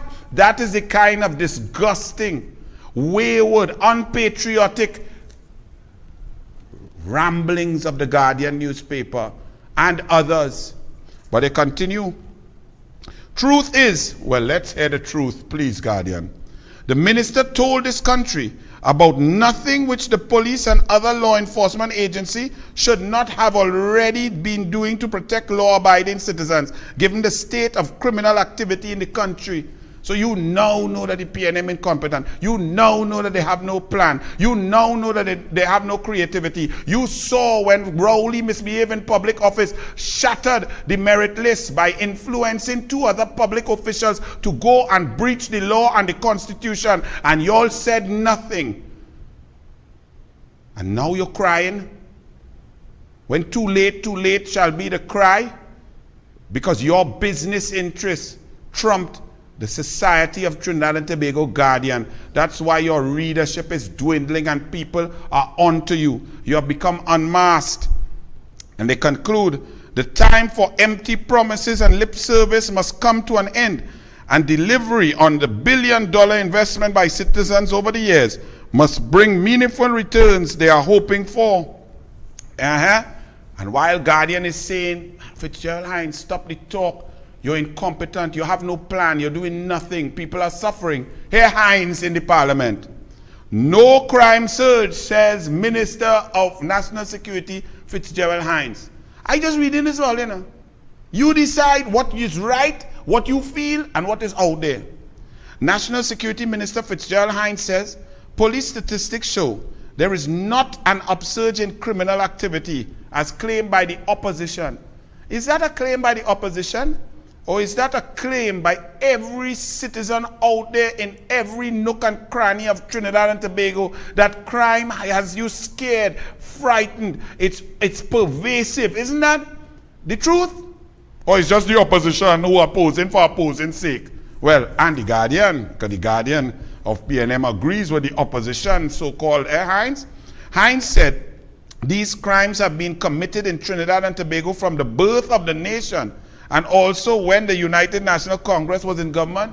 Really, that's your big argument? That crime exists forever? Yes, but it's escalating. It's getting to the point where not one human being can feel safe for a moment. It is horrendous. It is all-encompassing. It is expensive. It's debilitating. Trinidad and Tobago is suffering in a dark cloud of criminal activity under your watch. Hines said there's been a decrease in crime.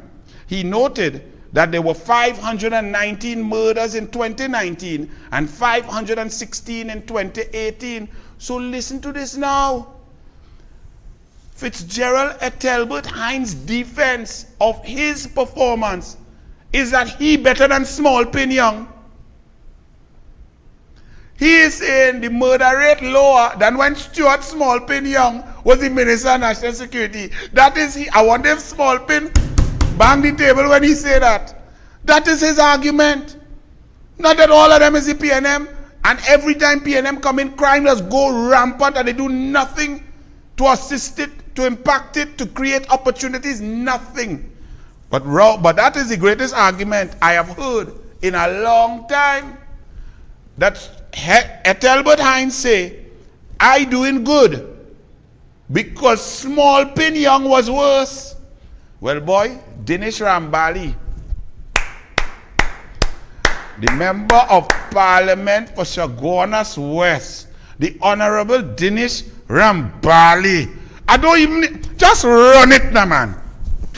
Now, I want to say that in 2015, and this is important, Mr. Deputy Speaker, in August 2015, and Mr. Deputy Speaker, with your permission, and I want to show again what is hypocrisy. And I want to show the meaning of who is a hypocrite. We had a statement, and these are very important words. You know, I took it seriously. I still do. The yardstick we will use to measure our success in crime fighting is how you feel about your security. And the government cannot play politics with crime, trying to convince us that all crime has gone down when you know you don't feel that way. The yardstick that we will use to measure our success in crime fighting is how you feel about your security. I treat those words very, very, very important. They're very important. Those words were uttered 7 years ago, none other by our Honorable Prime Minister, Dr. Keith Rowley. Remember, just in your preamble before that, you were saying you will identify who is a hypocrite. So again, I need you to retract that statement. Hold on. I need you to retract that statement and move on. I retract. I need you to retract this statement based on what you said prior to the statement you made just now. Mr. Deputy Speaker, if I said who is a hypocrite, I withdraw that outright. And I needed to withdraw the last statement also. Which is, I will define who is a hypocrite. I withdraw that, Mr. Speaker. I need no assistant. I withdraw the statement, Mr. I thought I had said, and if I want to say I'm saying it now, I am defining what is a hypocrite. The yardstick that we will use to measure our success in crime fighting is how you feel about your security. The Deputy Speaker. But if you had on a blue wig, I would have take you for Bridget. And he said, George, what is your name? Who is the Deputy Speaker? Where you from? How you in the Parliament? Who vote for you? I don't even know you. And I in politics every day, every minute, every waking note. What is your name? And what you trying to do? Trying for the population not to know that Rowley is a flipping hypocrite. That he lie. That he say how the people feel is how he will be judged in crime, and the whole country, PNM, UNC, independent, not so young, not so old, young, man, woman, child, in between, Keith Scotland, Pine de Bal, I don't even know what is Pine de Bal. I don't know all the people in Pine de Bal, they're feeling unsafe. So you, Deputy Speaker, whatever your name is, you trying to prevent the country from knowing that Rowley is a hypocrite and he does lie? Well, run the next one. Rambali, come through. On the failure to keep people safe, Minister Hines, in his, I must say, characteristic, brazen, bold, and arrogant manner, this is what he said. No, my duty is not to ensure that people feel safe and secure. No, my duty is not to ensure that people feel safe and secure. So you have a Prime Minister saying what is the yardstick, and many years later, now almost 7 years later, you have the Minister saying something different. Honourable Member. Yes, please. Again, we spoke about, and a decision was made on that statement that was made some time ago by the Honourable Prime Minister, and I don't want it to reference to anything based on the topic that you're on of hypocrisy. And that I'm not going to get up on my legs again to talk about that particular aspect. Mr. Deputy Speaker, respectfully, you made me withdraw the hypocrisy already, so I'm just moving on with the debate. But you are making reference on the same particular individual as you go along. And Mr. Deputy Speaker, I am showing that if we are serious about fighting crime, this motion is about government. How can you have the head of the government, the head of the National Security Council, saying one thing as being the approach or the standard, the yardstick by which we must look at crime, and then years later, when crime is spiraling out of control, suddenly we have a different standard? That's all I'm saying. Oh Lord, all your PNM, if they add up all your PNM brain, I don't know if it will equal 1. If they, all you have no shame, PNM. And Deputy Speaker, it's best you go and dye your head blue and put on a wig, yes, boy? And talking about wig, Vassant. Oh gosh, Vassant, you suing Kamala because she said naughty thing about you, Vassi. Oh gosh, Vassi. Vassi, why you don't sue the douglAR? Vassant, The Douglas say is a mahani makaram Vasant. Vasant, the Douglas say you is a PNM who went with Gypsy to try to beat Michelle Benjamin and get a cocktail. Vasant, the Douglas say that the honorable leader of the opposition put you as she Lionel Messi, she Cristiano Ronaldo, she put you as Mbappe to win St. Joseph for her and you lost, you big loser, Vasant. The Douglas say you is a knife and fork clown. The Douglas say you don't help nobody. The Douglas say when Clarence attack agriculture, you just hush your mouth like you have pip. The Douglas say you is a flipping PNM because you're going on the roadmap to recovery and the country is in a roadmap to the set spit. Vasant sue the Douglas now. You going to sue Kamla? Oh, she tell you naughty, you want to cry? Oh, all right. You all bring a napkin, the same one that I had for convent girl, because you're lying with convent girl and you're crying like convent girl. Oh, cause you want to be Prime Minister, Vasant? Okay. Uncle Anil will get some napkin for you, okay? You go sue Auntie Kamla, all right? She hurt your feelings. You big mahani makaram, no support. You could build a team. You can build a all-force team. Attorneys send freedom of information request over shooting death of Venezuelan boy. Well done, attorneys. Attorneys representing Venezuelan migrant Darielvis Ileani Saravia Morillo, the mother of baby Yaelvis Antonio Saravia, have sent a freedom of information request seeking details of the circumstances of the child's death. Information is requested on the details of the incident, whether an investigation was initiated, whether an evidence of a crime was committed during the incident, the name of the lead investigator in the matter, the names of the supervisors involved, the types of weapons used during the incident, how many bullets were fired. In the letter to the attorneys, they called for the letter, which also serves as a pre-action protocol letter, requires Daniel to respond. The Chief of Defense Staff. Why was the Coast Guard making statements and not the Chief of Defense Staff? To the attorneys, please keep fighting, because Trinidad and Tobago, shame on all you. All you want to bury the death of a cute little innocent baby boy whose head was blown open and brain spill out on a pirogue. All you want to bury that under a morass of PNM ineptitude. Nah man, Trinidad and Tobago. Nah man, PNM. All you sick. Right is right and wrong is wrong. Where the investigation? Where the truth? This little baby is dead. This cute little pumpkin is dead. And all you don't care, PNM, all you sick, you know. And to all the right-thinking people, seriously, stop believing the nonsense and the lies of Rowley and the mass media. Unite any group of people who will try to cover up the death, the murder, the killing of an unarmed little baby. All you really want to be part and parcel of that country? You really want to be part and parcel of a country that covers up this? That does not get justice for this little baby? To the lawyers, I congratulate you all. Please keep information coming so I could keep finding out what's going on. Because they're trying to sweep the brains of this little baby under a carpet.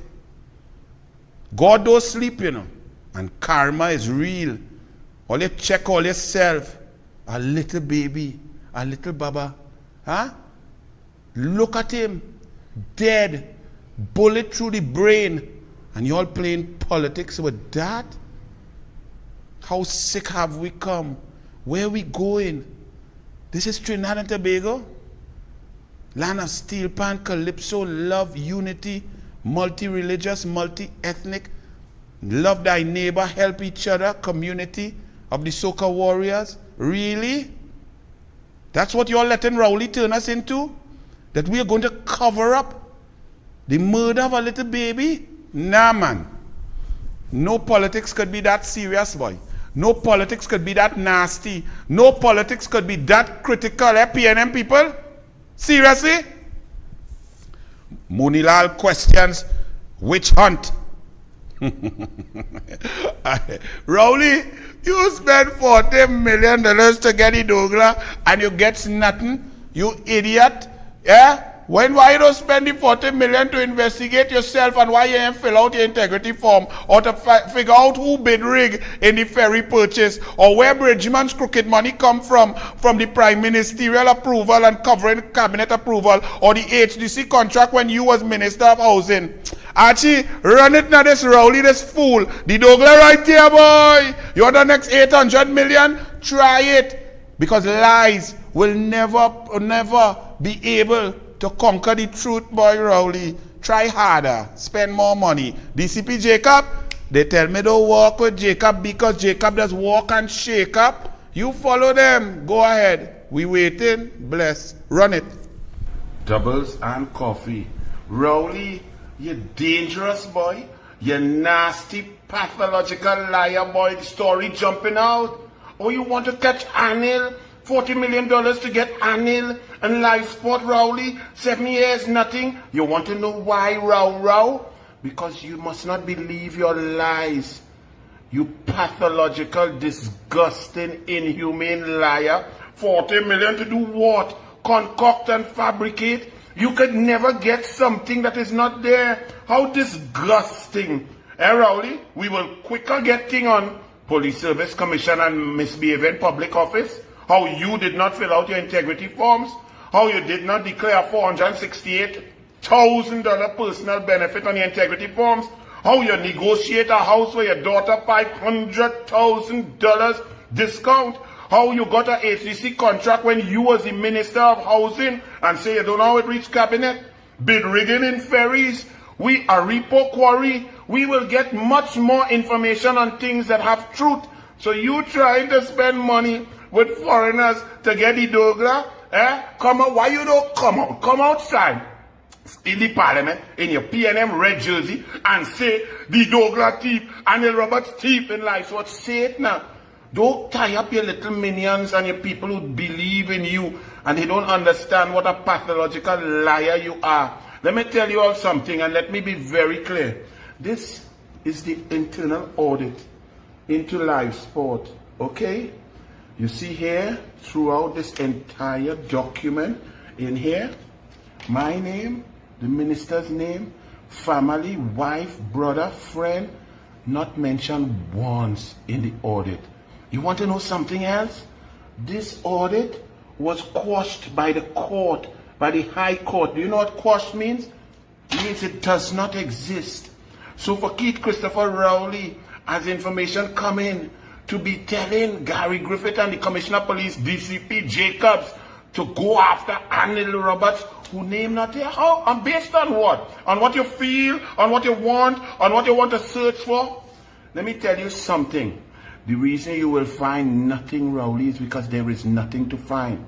When a minister does the job properly and follows procedure, protocol, and corporate governance, those things protect the human being also. It makes sure that nothing is done wrong and improperly. Live Sport had its own board. Live Sport had its own director, assistant director, accounting officer, managers, a whole structure. Live Sport was handled by public servants who did their job. The only thing the minister, you know what I came up with? To help poor black people that the PNM has left suffering for decades, to give young boys opportunity to put down the gun, to get into MIC centers, NESC centers, underwater diving, lucrative diving, to put down the gun and take healthy sport, to become coaches, to get into sports management, promotion, to set up companies, to provide rentals. That's what this concept was, to get money down, to put food in their belly. You and Al-Rawi found $75 a day for 2 meals, breakfast and lunch with water, juice, and secure transport to the worst of the worst areas was too much. Remember in Parliament, all they tell me, Al-Rawi say that school feeding could do it for $9. He want to feed poor black people between the age of 16 to 25, $9 in food. That nastiness who rent out his own building for 23 million times 2 for 6 years, sell 3 Porsche, and did he transfer it and take $38 million to outfit his building? All you're spending $40 million looking for Anil. Look, Anil right here, you bald clown. Rowley, you're such a joke. That's the best you could do? Come now, man.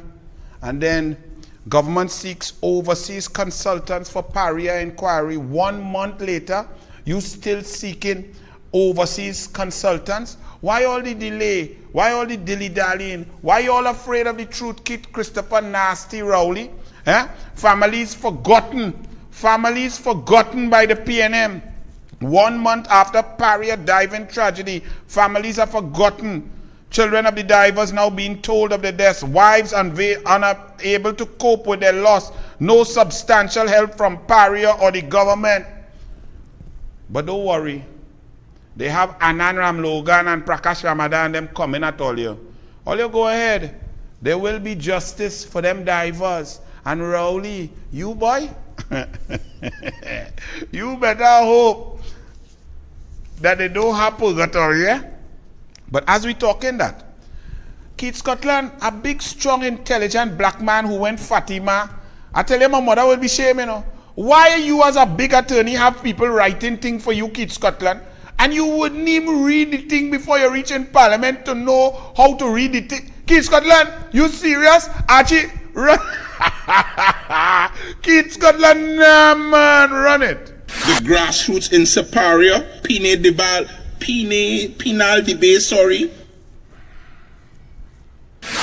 Pine de Bell, well boy, Keith Scotland, well we get a new, had to register the name and good, what's the spelling of Pine de Bell? You see, it pairs very well with roti. Run it, Archie.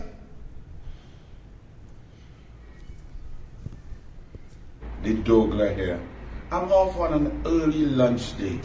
I'm going to have a beef roti at South's local cuisine, and it pairs perfectly with this vintage 2022 wine, Pine de Bell, from the Southlands of Trinidad and Tobago, where in our fruitful, rich soil you get hints of chocolate. Pine de Bell, the drink, the wine of politicians who never venture past the lighthouse. Pine de Bell and roti, Royal Castle. Is this the new local something that makes it all taste better? Pine de Bell.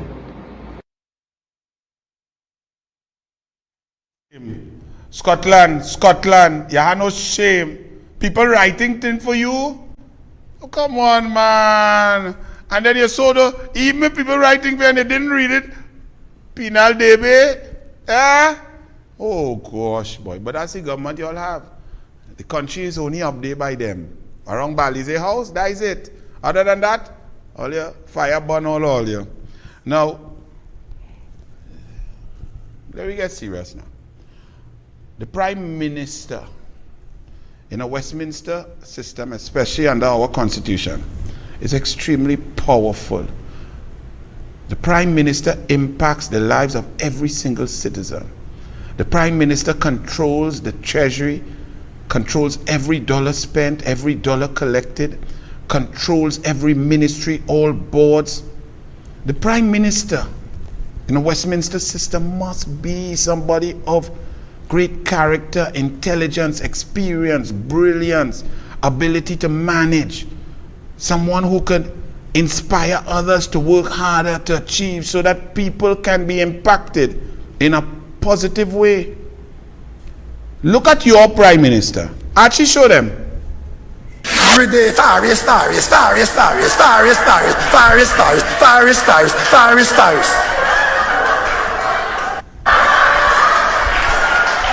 I want to know if it belongs to Dominica. Because we want to know if it's for America. I wrote you, I'm walking up here.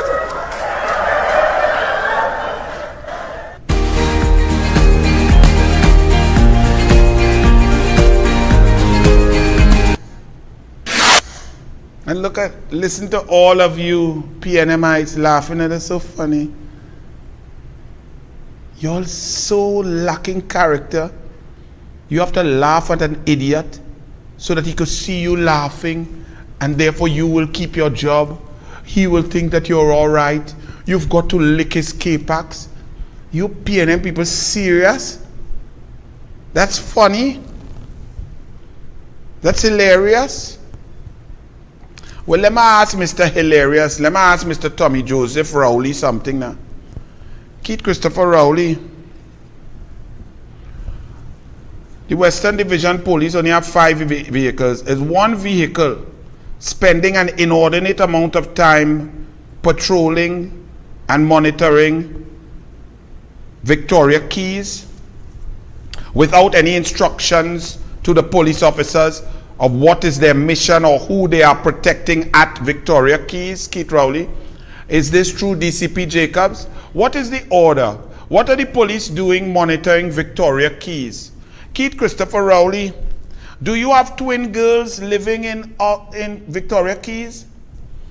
Now, Keith Christopher Rowley, I'm going to ask you a serious question.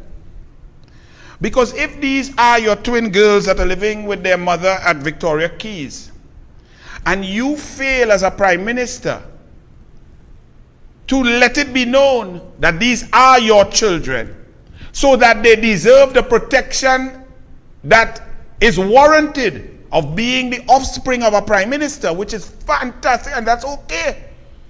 Children of a prime minister deserve all the security and protection that the state can provide and the constitution provides. But let me ask you a question. Bald head to bald head, Keith Rowley. What kind of man would place a secret above the actual safety of his children? So you require to keep some secret, but yet you are quietly, surreptitiously having police officers monitor Victoria Keys without even knowing who or what they're protecting. Can they do a good job without that information? What is the secret that you need to keep? So we all know you're a scumbucket anyway. We all know from since 1969, as a teacher, you had to get pum-pum from a girl at school age. You breed she and leave the boy for 44 years and then say, look, my son, who I love. We don't know you.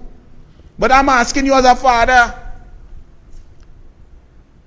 You would not claim and let it be known on your integrity form, I have 2 daughters there, and therefore they can get the protection that they deserve. You prefer to keep it secret and try to shimmy-dimmy? Really, Rowley? What kind of man you is, boy?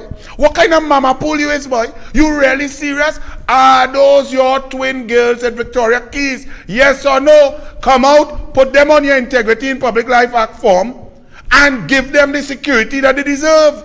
You are such a boy. You are a worm, boy. And all you're voting for that. The Sunshine says on page 18, would you believe that the nation has lost respect for both the president and the prime minister, and today they are 2 most hated senior government officials in the country? Would you believe that no amount of foot dancing and mouth beating can convince the nation that these 2 officials did not conspire to abort the 2021 Police Service Commission merit list, in which Gary Griffith was the #1 candidate for the post of Commissioner of Police? Would you believe, says the Sunshine, that it is not the first time that the Prime Minister has lied to the nation, since we all recall only too well his statement that we are not closing down Petrotrin, only to have Petrotrin closed down 1 month later and it remains closed?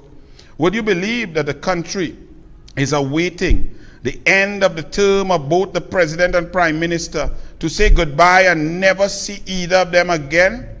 Would you believe that the post of President should be abolished, since it serves no useful purpose, and the powers of the Prime Minister should be curtailed? But yet this is your Prime Minister. Look at your Prime Minister.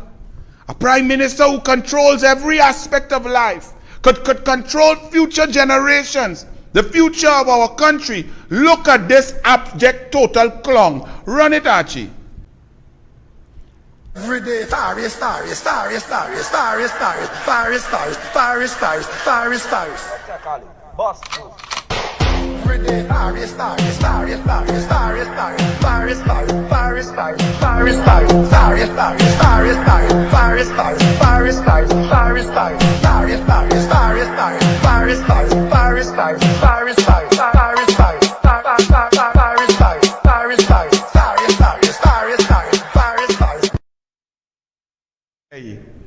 Trinity people, all your creative, but that's all your prime minister, the laughing stock of the country. But it's Paris, you fire Paris, you demote Paris, you put Paris to clean cesspit, you take Paris, you bounce Paris but looking down at the shoe, you mash up Paris, you embarrass Paris had to tell we he growing chocolate in the fruitful soil in Pinia de Bal. That's what you do, Paris, and all that is all your prime minister. Well, boy, get ready, douglAR report coming out next. The 10th edition. Read it, share it. And the editorial is 2 parts. Learn it, listen to it, read it, think, analyze. And when we done right here, there's a serious dark cloud over sport, global sport, starting with swimming in the NCAA in the USA. I did a little interview on Sportsmax Zone. I think it's very important, even if you don't love sport, to listen to it. So when we finish here, Archie go play that interview from Sportsmax Zone with George Davis and the troops. Good night. douglAR report. Read it, share it, understand it, because your vote depends on information. douglAR report. Good night. Every day, Paris.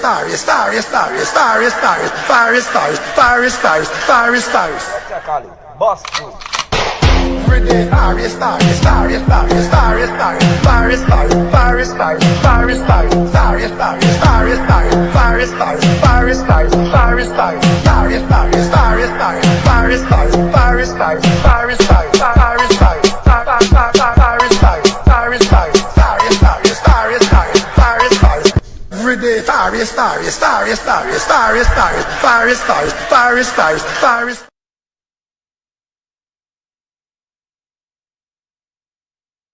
It's all about cricket, and it's going, and he's gone, folks. What a catch, beautiful catch. He's gone. All your coverage, all you need as far as local sports, right here on Atlantic Sports. Join our coverage, Out on Sports versus Diamond United, this Sunday, March 27th on Atlantic TV, live at 11:45 a.m. You don't want to miss it.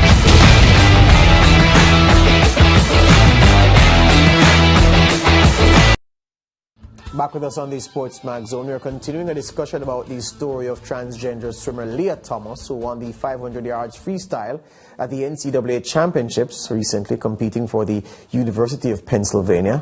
Well, Florida Governor Ron DeSantis has waded into the matter now, issuing a proclamation that does not acknowledge Thomas as the winner of the event. This is what DeSantis said. If you look at what the NCAA has done by allowing basically men to compete in women's athletics, in this case the swimming, you had the #1 woman who finished was from Sarasota, Emin Wyant. She won the silver medal. She's been an absolute superstar her whole career. She trains, I mean, to compete at that level is very, very difficult, and you don't just roll out of bed and do it. That takes grit, that takes determination, and they're crowning somebody else the woman's champion, and we think that's wrong. And so in Florida, I'm going to be later today, because this is a Floridian who I think deserves to be recognized. We're going to be doing a proclamation saying that Emma is the best female swimmer in the 500-meter freestyle, because she earned that. And we need to stop allowing organizations like the NCAA to perpetuate frauds on the public. Right, so just for the record, the proclamation is of no legal effect, or it's non-binding, but it is just to put Florida's position on record as recognizing Wyant as the winner and not Leah Thomas. Now, we have some reactions to Thomas's win. Clay Travis says, congrats to Virginia freshman Emma Wyant, the woman who would have won tonight's NCAA title in the 500 meter if women's sports were still sane. Angela Morabito says, round of applause for Emma. the UVA swimmer who placed second in the 500 yards freestyle tonight behind Leah Thomas. Second is the new sport. It's the new first. Hashtag Save Women's Sport. Mercedes Schlapp. Emma is the first place winner in the women's swimming competition. NCAA should have shamed up themselves as they are destroying women's sports, along with a shot of Want and her coach. Well, joining us to share his perspective is Olympic bronze medal winning swimming coach, Senator Anil Roberts. Senator Roberts sits, of course, in the upper house of the Parliament in Trinidad and Tobago. He is an expert on matters concerning swimming, concerning aquatic sports and other sports as well. And he wanted the space to let his views be known on this issue. Senator Roberts, good afternoon, sir. Good afternoon, but clearly it's not a good afternoon for sport, especially the sport that has taken my heart since 1977 to present, and in essence to every sport across the board. This NCAA decision, of which there have been many bad ones, as I call NCAA the last bastion of the slave trade, where they use athletes to make hundreds of millions of dollars, and they just offer them a scholarship and they throw them out if they get a sneaker. But let me stay focused here. Let's get the emotion out of an emotional issue. Sport is emotion, sport is passion. So I will start off uncharacteristically, very calm and scientifically. The reason why you all were just discussing women's cricket as opposed to men's cricket and men's sport as opposed to women's sport is because the supreme being, whoever you may call him or her, whether you're a Muslim, Hindu, Christian, Orisha, Rastafari, Buddhist, whatever you call the supreme being, they invented men, created men and women differently. The one difference and the main difference when it comes to sport and sporting activity comes from something called testosterone. Testosterone comes from the testes of the man. This creates a greater output of anaerobic capacity. It means that the men's muscle fibers can get bigger, stronger, and thicker. It means that men can run faster, jump further, throw, and are more powerful than women. So if you let a man with testosterone, high testosterone levels, compete against the greatest female athlete, they will have no chance. The Usain Bolt, 9:59. The best woman, even under questionable circumstances, 10:41. The women's cricketers, what is the fastest they can bowl? Shoaib Akhtar might bowl 101 miles per hour. The fastest woman may struggle to get up to 84 miles per hour. Serena Williams can serve the greatest female athlete of all time, can serve a maximum of 126 miles per hour. Andy Roddick can serve 155 miles per hour. This is because of testosterone. So when you have someone born a man, William Thomas, he's born a man with testes, and therefore the levels throughout his life of testosterone are way above that of a female, a woman. So if you're allowing, and I'm not getting into an argument, I believe in freedom for everyone, choice, I believe in legal rights. I'm not getting into that. I'm talking about sport. Sport, the essence of sport is that it must be fair. There must be an even playing field. You have 11 on a football side, both teams have 11. You have referees, they must not have a conflict of interest. You're playing tennis, you get to serve, then I get to serve. You're playing volleyball, you serve, I serve. You're running a race, we both run 200 meters. No one gets a handicap. You're in NASCAR, for example. All the cars have to have a certain spec, certain engine size, certain rims, certain differentials, certain suspension. You cannot come in Formula One with a supersonic plane engine above specs because you will win. That is what will happen when a man races against a woman. He will win once he has a modicum of talent, and therefore the playing field is totally unfair because of the level of testosterone. Add to that, that over the years, the world of sport has said taking testosterone is called doping and cheating. So you are telling women that if they take testosterone to lift their levels above the normal ratios, and we've seen in East Germany with Cornelia Ender and so on in 1972, where they won 12 out of 13 gold medals on offer, and a lady called Shirley Babachov, who's really the Mark Spitz of swimming, won 7 silver medals, which was really 7 gold medals. And when the East German wall came down, all of the doctors and the cheaters went to China. And China, who had not won a swimming medal ever, who had not been in the top 100, suddenly had 20 and 30 swimmers in the top 50. They then went to the World Championships in 1994 and won 12 out of 13 gold medals. They were then banned and tested and so on. They did that because of the increased levels of testosterone. Now, so what you are saying is that women are not allowed to up their levels of testosterone, but you are going to allow a man who, for whatever, I'm not getting into the transgender and what makes you want or what makes you choose to, but you are basically have that high level of testosterone. You choose now to be a woman, and the NCAA says with your extremely high levels of testosterone, which gives you a clear, unadulterated advantage, you can now get in the pool and swim against women. It is patently unfair. It is totally wrong. And now when you carry it to the ridiculous level, let's say now in professional sport that they continue this precedent.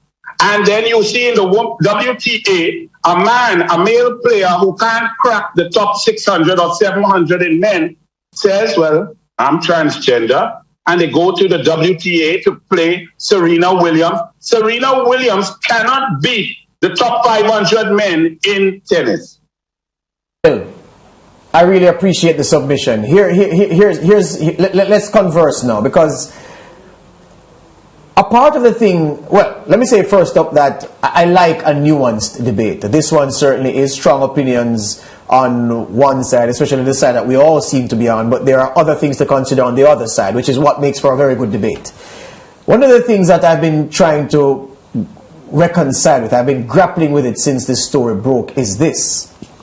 When an athlete of any gender, of either gender, takes performance-enhancing drugs, even if at the point of competition no trace of the drug is in the system, Anil Roberts, but that athlete would have tested positive for the banned substance before the competition. So it is true that at a certain point, leading up to a certain point, this athlete's system had this drug. What is also true is that at the point of competition, this athlete's system does not have that drug.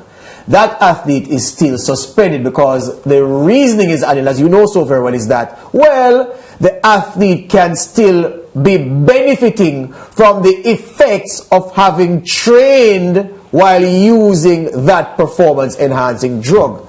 Now, my dear sir, if that logic should hold, how can someone who has been living as a man for, say, 17 years and having the benefit of a man's frame, having the benefit of all that feeds into being a man with the physical prowess, capacity and ability, two different things, who decides, for whatever reason, their business, to change and identify as a woman now because they are a woman, is that not getting the benefit of being a man for all those years, the same way that an athlete performing clean now is said to have benefited from using performance-enhancing drugs in the build-up to competition? Tell me if I'm wrong, my friend.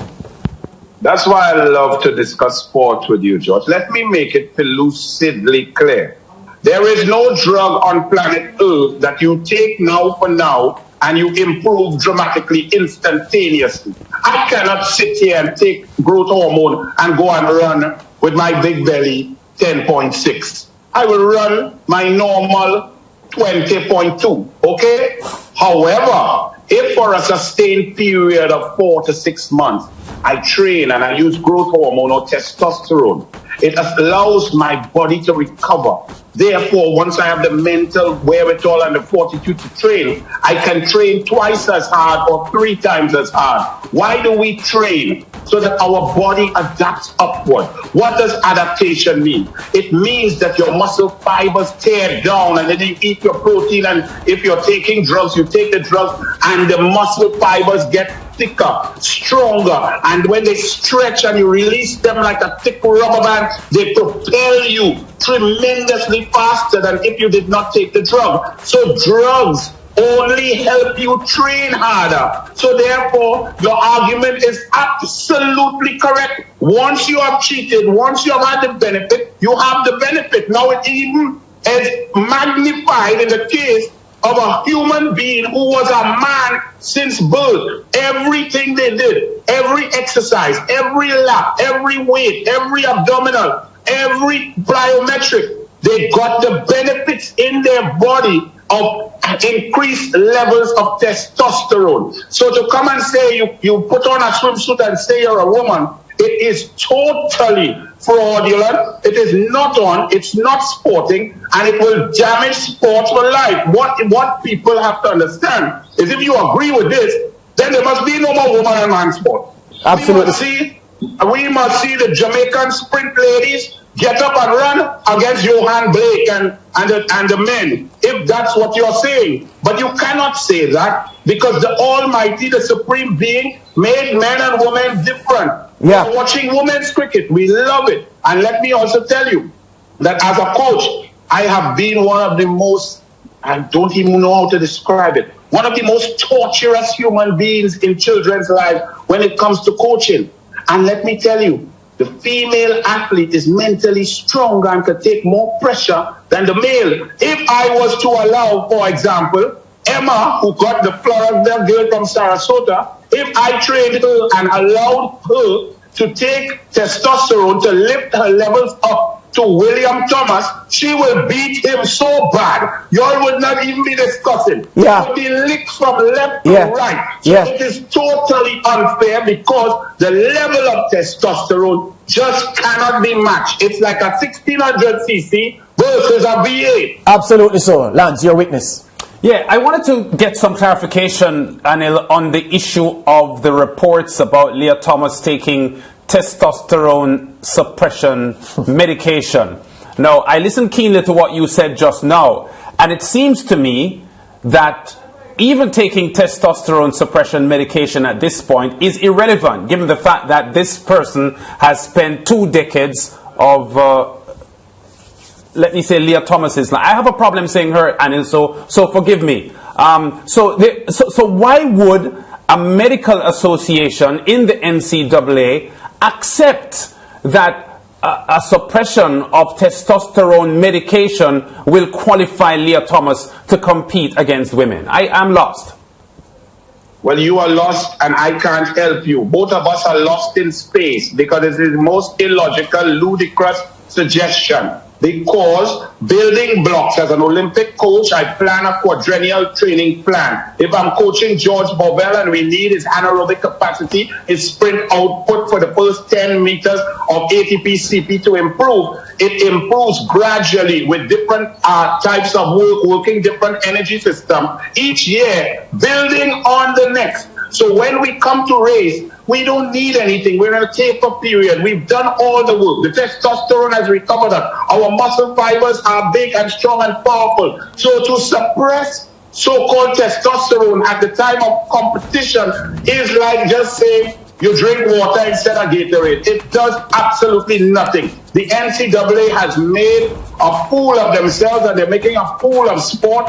And I must say to the coach of the University of Pennsylvania, shame on you as a coach, as a brother, as one who loves the sport, for you to allow to even consider cheating and celebrating and even thinking that this is fair when we all grew up in a brotherhood of let the best win, work hard and shake hands after, come back, cry and train. For you to accept cheating, fraud, and actually celebrate is pathetic. I'm disappointed in the coach of Pennsylvania. I'm also disappointed in all the coaches of all the female teams who participated in the events that this gentleman swam in. They should have let him swim alone. We have to stop being cowards. I call upon all female swimmers who have to stand up next to a man, save our sports for future generations. Do not compete. You will not be cowards. Stand together as women. You all have fought for the right to vote. You fought for equal pay. You have the U.S. women now getting 24 million U.S.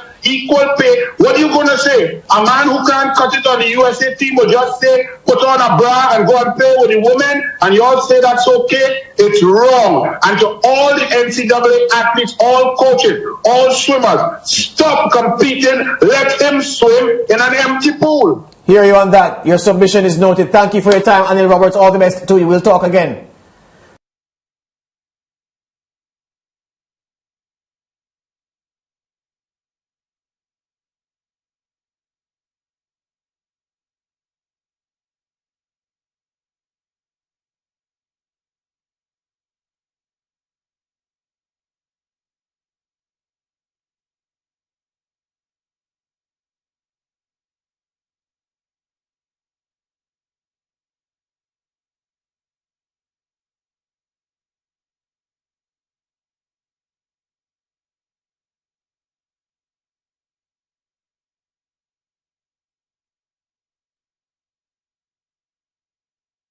It's all about cricket, and it's going, and he's got it, he's gone, folks. What a catch, beautiful catch.